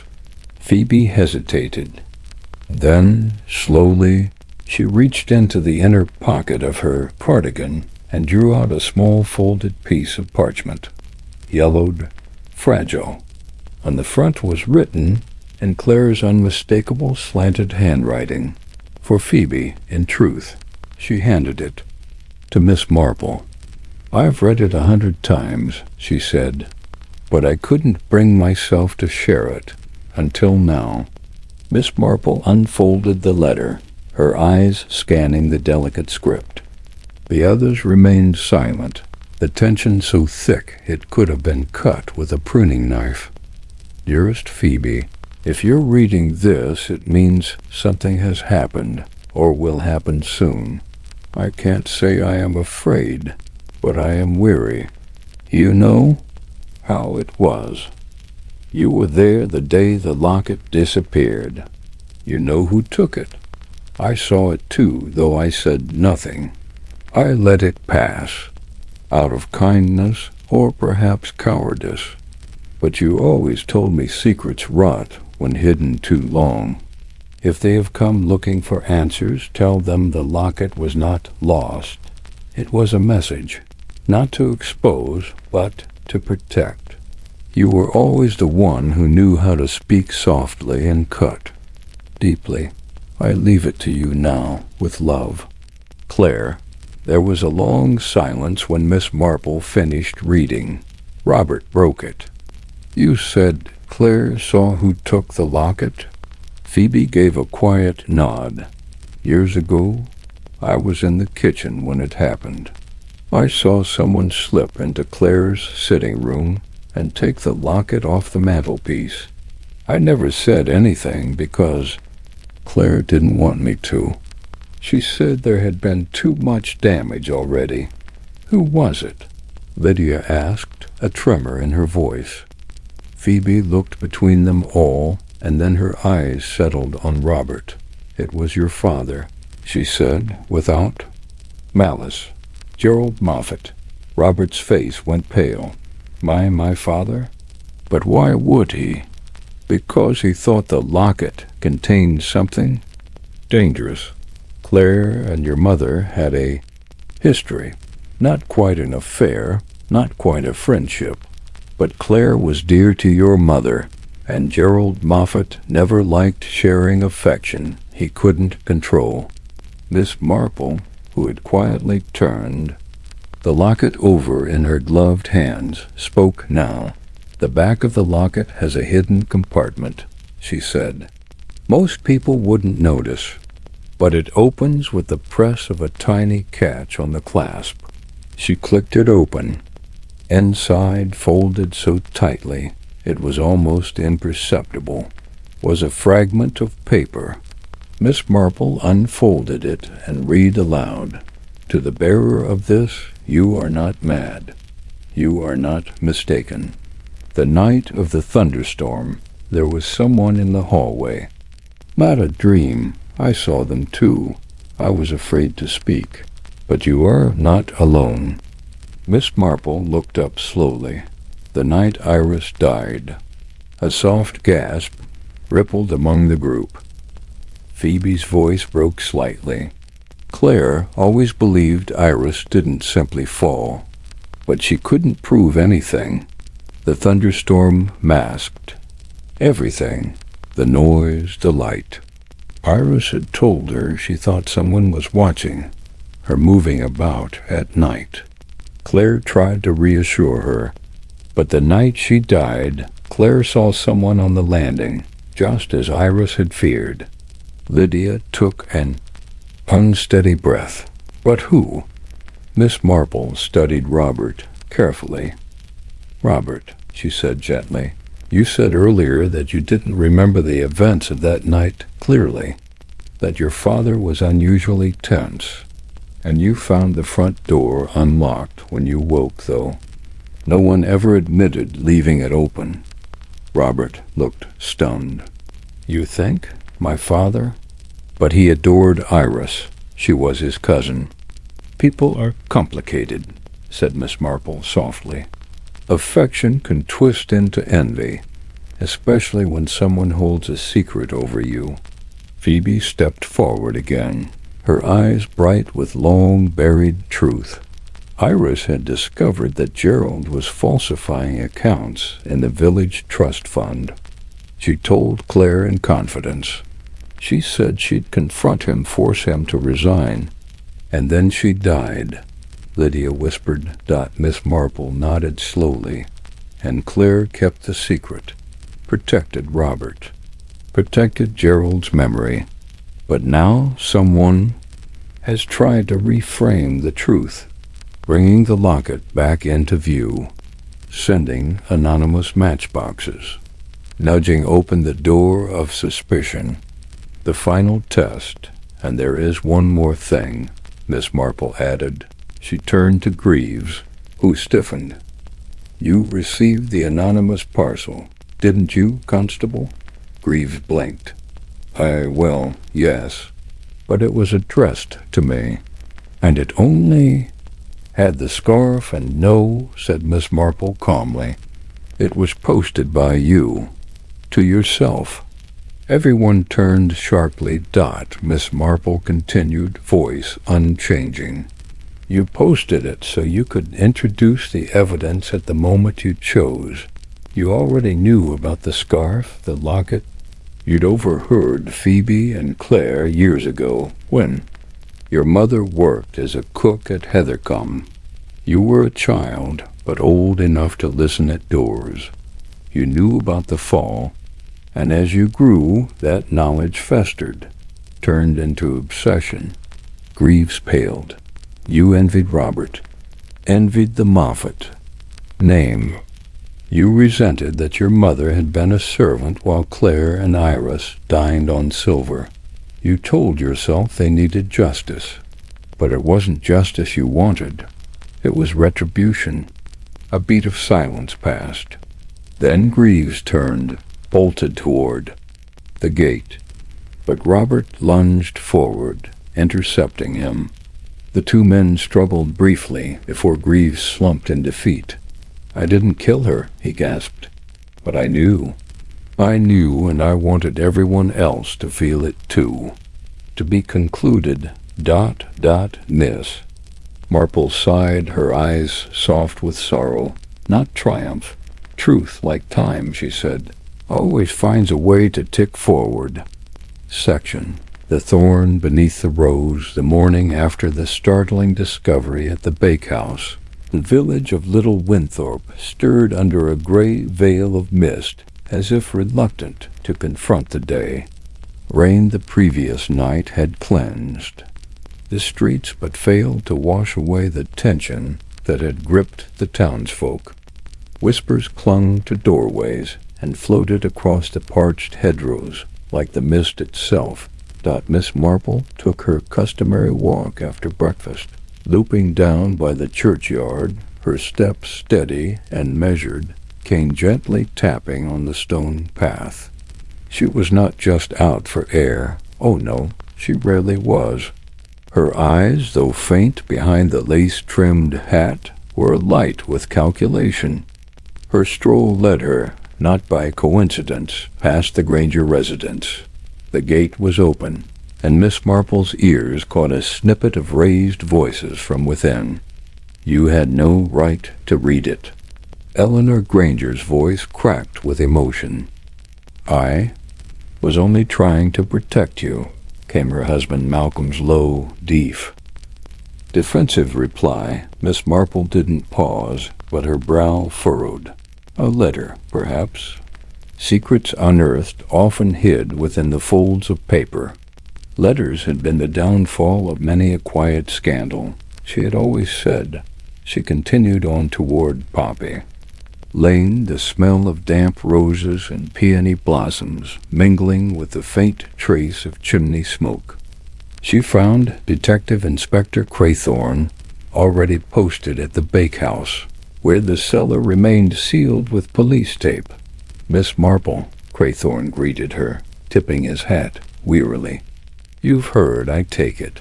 I've heard many things, Inspector, she replied mildly.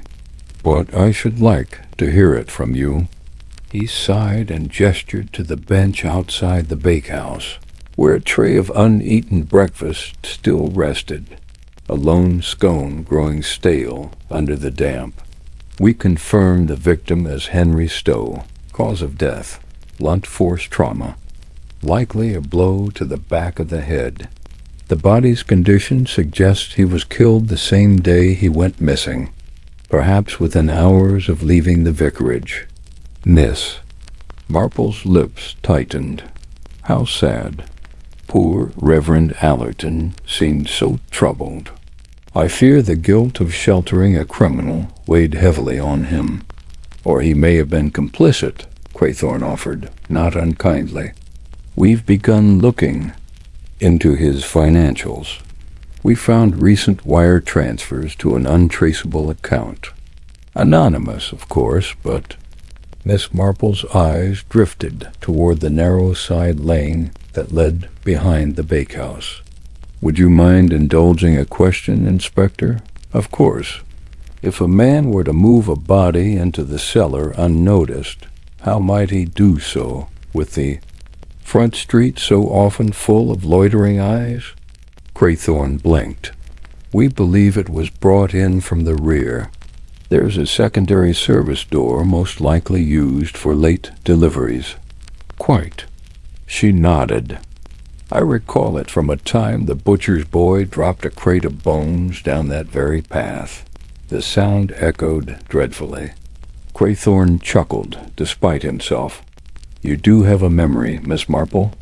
Oh, the memory is the easy part. It's the connections that require attention. She paused. Tell me, Inspector, have you spoken to Felicity Mayhew? He raised a brow. Not yet. Why? Because, Miss Marple said delicately, she was the last person to see Mr. Stowe in public. And I do believe she is hiding something. Her loyalty to the vicar borders on the obsessive, don't you think? Craythorne frowned. We'll speak to her this afternoon. There's still the matter of the missing candlestick, the presumed murder weapon. Nowhere to be found. Miss Marple murmured, Things are often hidden in plain sight. Later that day, as the drizzle turned to sunlight and the village dried in scattered patches, Felicity Mayhew was seated inside the vicarage, her hands clenched tightly around a threadbare handkerchief. You understand why we've asked you here, Craythorne began gently. Felicity's voice trembled. I've already told you everything. Henry, Mr. Stowe, said he needed sanctuary. He seemed afraid. Afraid of what? Asked Miss Marple, who was seated quietly in the corner with her knitting untouched in her lap. Felicity hesitated.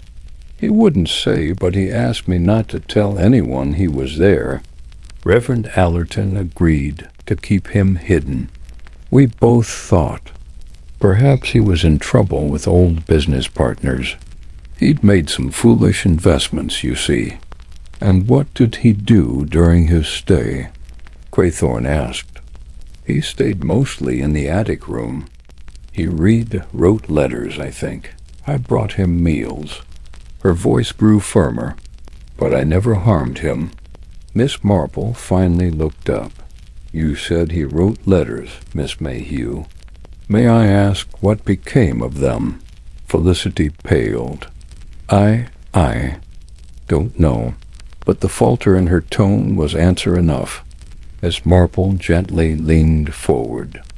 It's always very hard to keep secrets, especially for people such as yourself, kind people who live for duty and service. But secrets like letters tend to find their way out eventually. There was a silence as Felicity stared at the floor. I didn't mean to read them, she whispered at last. But one evening he left the door open. The letter was addressed to someone named E.G. He was trying to blackmail them. Said he would expose everything unless they paid. Craythorne sat straighter. And you told Reverend Allerton? She nodded. He was furious. He said it had to stop. He said Henry had crossed the line. Did Reverend Allerton confront him? Miss Marple asked quietly. I believe so. The next morning Henry was gone. The vicar said he'd left early, without a word. The room sat in uneasy stillness. Miss Marple's mind, however, was already weaving threads. Do you still have the letter? Felicity hesitated. Then slowly she opened her handbag and pulled out a small, worn envelope. Miss Marple took it.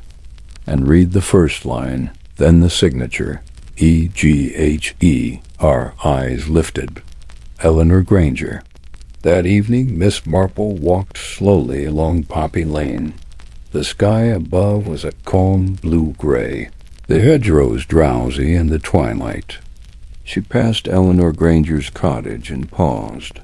A faint clatter of porcelain on the inside, a tea service being washed.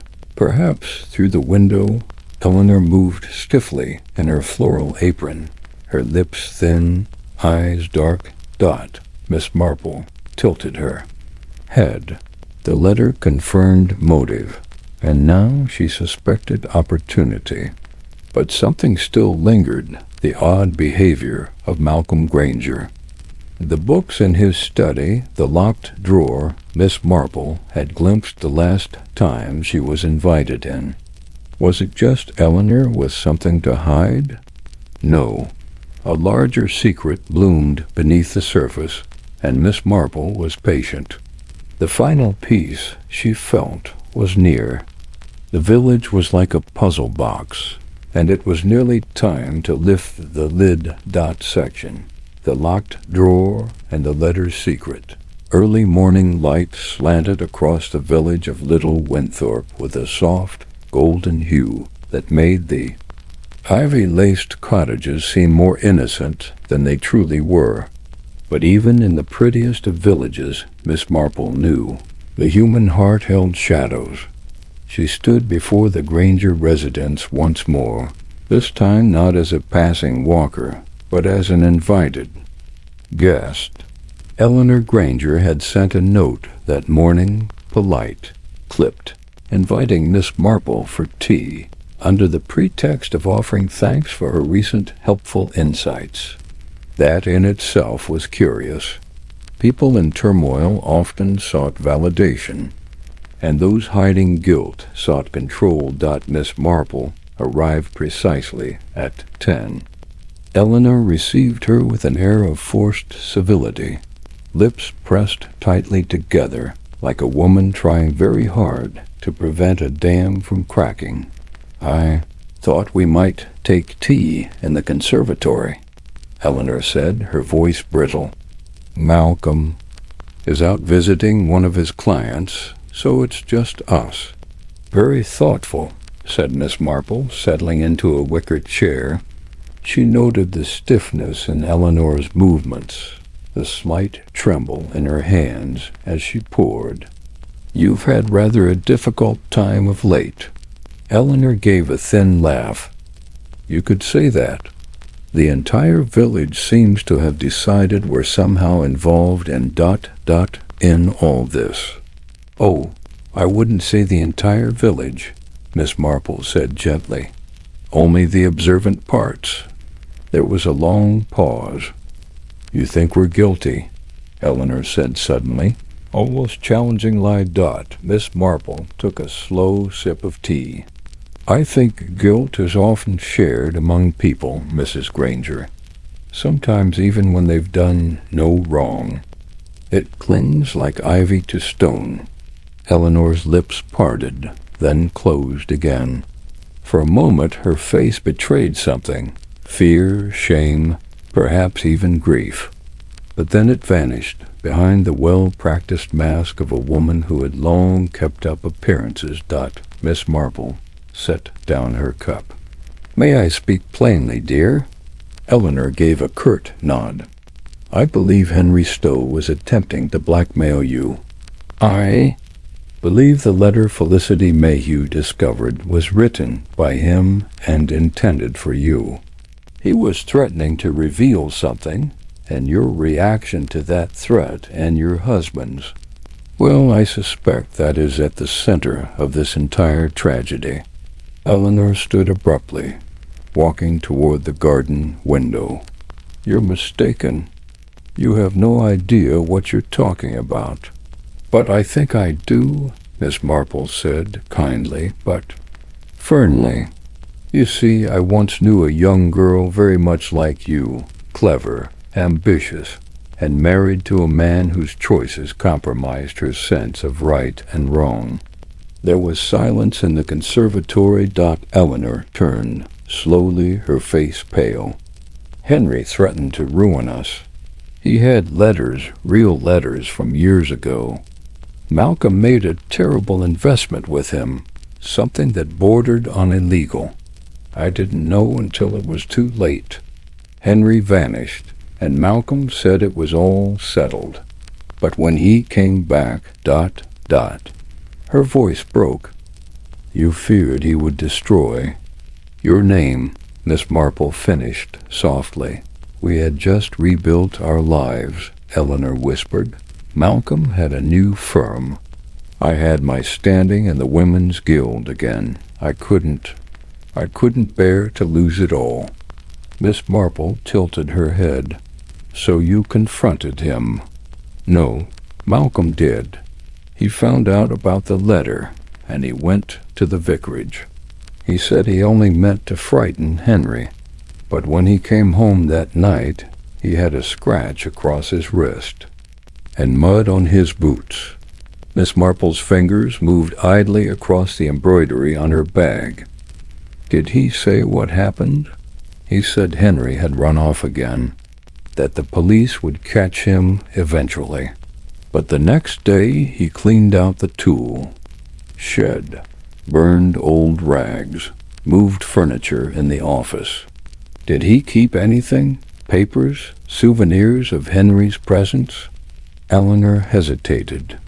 "There's a drawer in his study, locked. He never lets me open it." "Then I think, dear, we ought to open it." Later that afternoon, under the quiet authority of Inspector Craythorne, and with Eleanor's trembling consent, the locked drawer in Malcolm Granger's study was forced open. Inside, amidst a cache of personal documents and business contracts, was a small bundle of letters yellowed, water-stained, one clearly written in Henry Stowe's recognizable scrawl. There was also a bronze candlestick. Craythorne lifted the letter, his face darkening. "This is the original blackmail letter. It matches the sample from Felicity Mayhew." He set it aside and held up the candlestick. "There's blood on the base." Miss Marple nodded once. "It seems we have what we need." Eleanor wept silently in the corner. He told me he threw the letters in the fire. He lied to me." Miss Marple stepped forward and laid a hand on her arm. "Because he thought you'd leave him otherwise, and perhaps he was right." That evening, Malcolm Granger was taken into custody. He denied nothing. "Yes, I hit him," he confessed. "He laughed in my face, said he'd tell the papers, that I'd lose everything, and Eleanor would be shamed." I panicked. I just meant to threaten him, but it only took one blow. The confession sent a ripple through Little Winthorpe, though not an entirely unexpected one. Most villagers had harbored suspicions, as they always did, and now they whispered with renewed vigor over tea and scones, careful to add that they had never truly liked Malcolm Granger anyway. A week later, Miss Marple sat quietly in the tea shop with Reverend Allerton, the summer breeze fluttering the lace curtains. "I owe you an apology, Miss Marple," the Reverend said gravely. "I sheltered a man I knew had done wrong. I tried to give him grace, and it cost someone their life." Miss Marple shook her head gently. "You offered kindness, but kindness must be tempered with caution. Still, you sought to protect a soul you thought was lost. There is virtue in that, even if misguided." He looked down at his tea. "And Felicity? She will recover," Miss Marple said. "In time, she is strong in her own way." They sat in companionable silence for a moment, listening to the birds outside. The case had closed, the police had gone, and the town had begun its slow return to normal, though with an undercurrent of unease. Trust once broken is not easily mended. Miss Marple took a final sip of her tea and glanced toward Poppy Lane, where the houses stood neat and proper, their secrets now scattered like dried petals on the wind. Yes, Little Winthorpe would heal. It always did. But it would not forget. Section. The unmasking beneath the ivy, the front parlor at No. 4 Poppy Lane, was quiet, save for the intermittent creak of the grandfather clock and the rustle of ivy brushing against the window pane.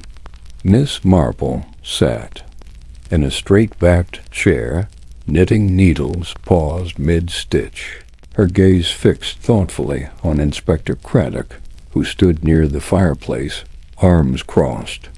Gathered around them were the main players of this curious village drama: Reverend Prowse, his daughter Lillian, Miss Ida Prentice, Dr. Gresham, and the quietly fidgeting Mrs. Burley, eyes downcast, face pale. "No need to be anxious, my dear," Miss Marple said gently, though her tone carried a steel core. "It's always best to lay things bare. Secrets do tend to fester when locked away." Craddock cleared his throat. "We've received the post-mortem. Cyril Green's death was no accident. He died of digitalis poisoning. Someone slipped it into his herbal tea." Gasps rippled through the room. Ida Prentice gave a small cry and clutched the arms of her chair. But who would do such a thing? And why? Miss Marple clicked her needles together softly, then set them aside. "It all begins with the cat, really. Sweet old Pudding. A disappearance often tells us more than an appearance, if one is looking for the right thing." "You think the cat's disappearance was connected to the murder?" asked Reverend Prowse, frowning. "Indeed," Miss Marple said calmly. "Pudding had a curious habit of curling up in Cyril's greenhouse, which, though modest, was very neatly kept. But Pudding vanished the very day before Cyril died, and then, you see, reappeared 2 days later with a faint chemical smell clinging to its fur." Lillian Prowse's lips parted in stunned realization. Someone tried to poison the cat, Miss Marple continued. A trial run. The greenhouse was the perfect spot, isolated, quiet, and always stocked with herbal plants. Digitalis grows. Wild here, after all. But it's not just the plant that kills, it's the preparation, the dosage, the delivery. Craddock stepped forward. And who had access to both the greenhouse and knowledge of how to administer it? Miss Marple's eyes turned toward Dr. Gresham. The village physician stiffened. Surely you're not suggesting— "Oh, no, not you," said Miss Marple. "You wouldn't risk your practice over a matter so sordid. Besides, you misdiagnosed the first signs of poisoning as indigestion. Did you not? A common mistake." Dr. Gresham flushed but said nothing. "No," Miss Marple went on. "The person who had the most to gain from Cyril's silence was the one who feared what might come to light if he spoke too freely. You see, Cyril had recently discovered something quite damning during his long walks. His notebook contained a page torn from a letter addressed not to him but to a Mr. Harold Prentice." Craddock raised an eyebrow. "That name came up once before. Wasn't he Ida's late brother?" "Precisely," said Miss Marple. "But here's the curious bit. Harold was presumed lost at sea in 1918, yet someone was writing to him only last month. That someone, as it turns out, was Ida." All eyes turned to the elderly woman, who had gone pale as frost. "That's a lie," she breathed. "He's been dead for years. Everyone knows that." Miss Marple's tone softened. "You kept him hidden, didn't you, Miss Prentice? After the war, he returned disfigured, perhaps. Embittered, you hid him in that summer cottage near the orchard. He never left the property, and you cared for him all these years. But when Cyril happened across him, perhaps he heard Harold's voice or saw him from a distance, you feared exposure." Ida trembled. "I only wanted to protect him. The things he'd seen in the war, they'd changed him. People wouldn't understand." "And you thought," Miss Marple said gently, "that if Cyril told someone, if they discovered your brother was alive and in hiding, you'd be ruined. The scandal, the shame." Ida bowed her head, hands clenched in her lap. "I didn't mean to kill him. I only meant to make him ill, to warn him off." There was a long silence in the parlor. Mrs. Burley dabbed her eyes.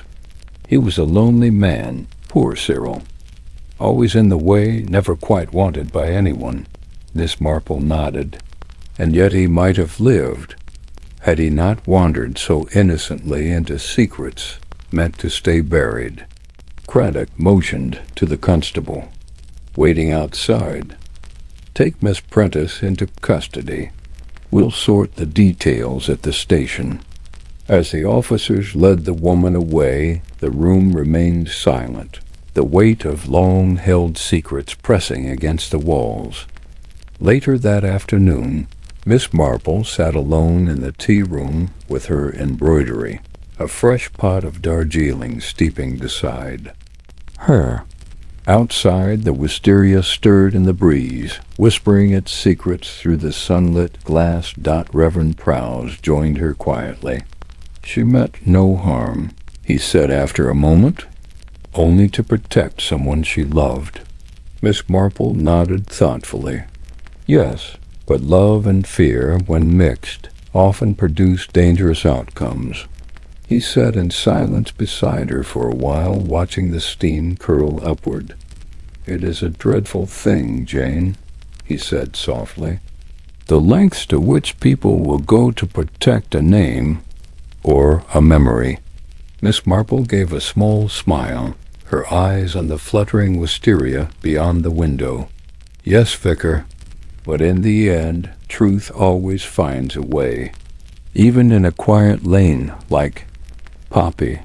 And with that, she resumed her embroidery, each stitch steady, delicate, and precise, just like the mind that had uncovered the quietest, most terrible secret of Poppy Lane.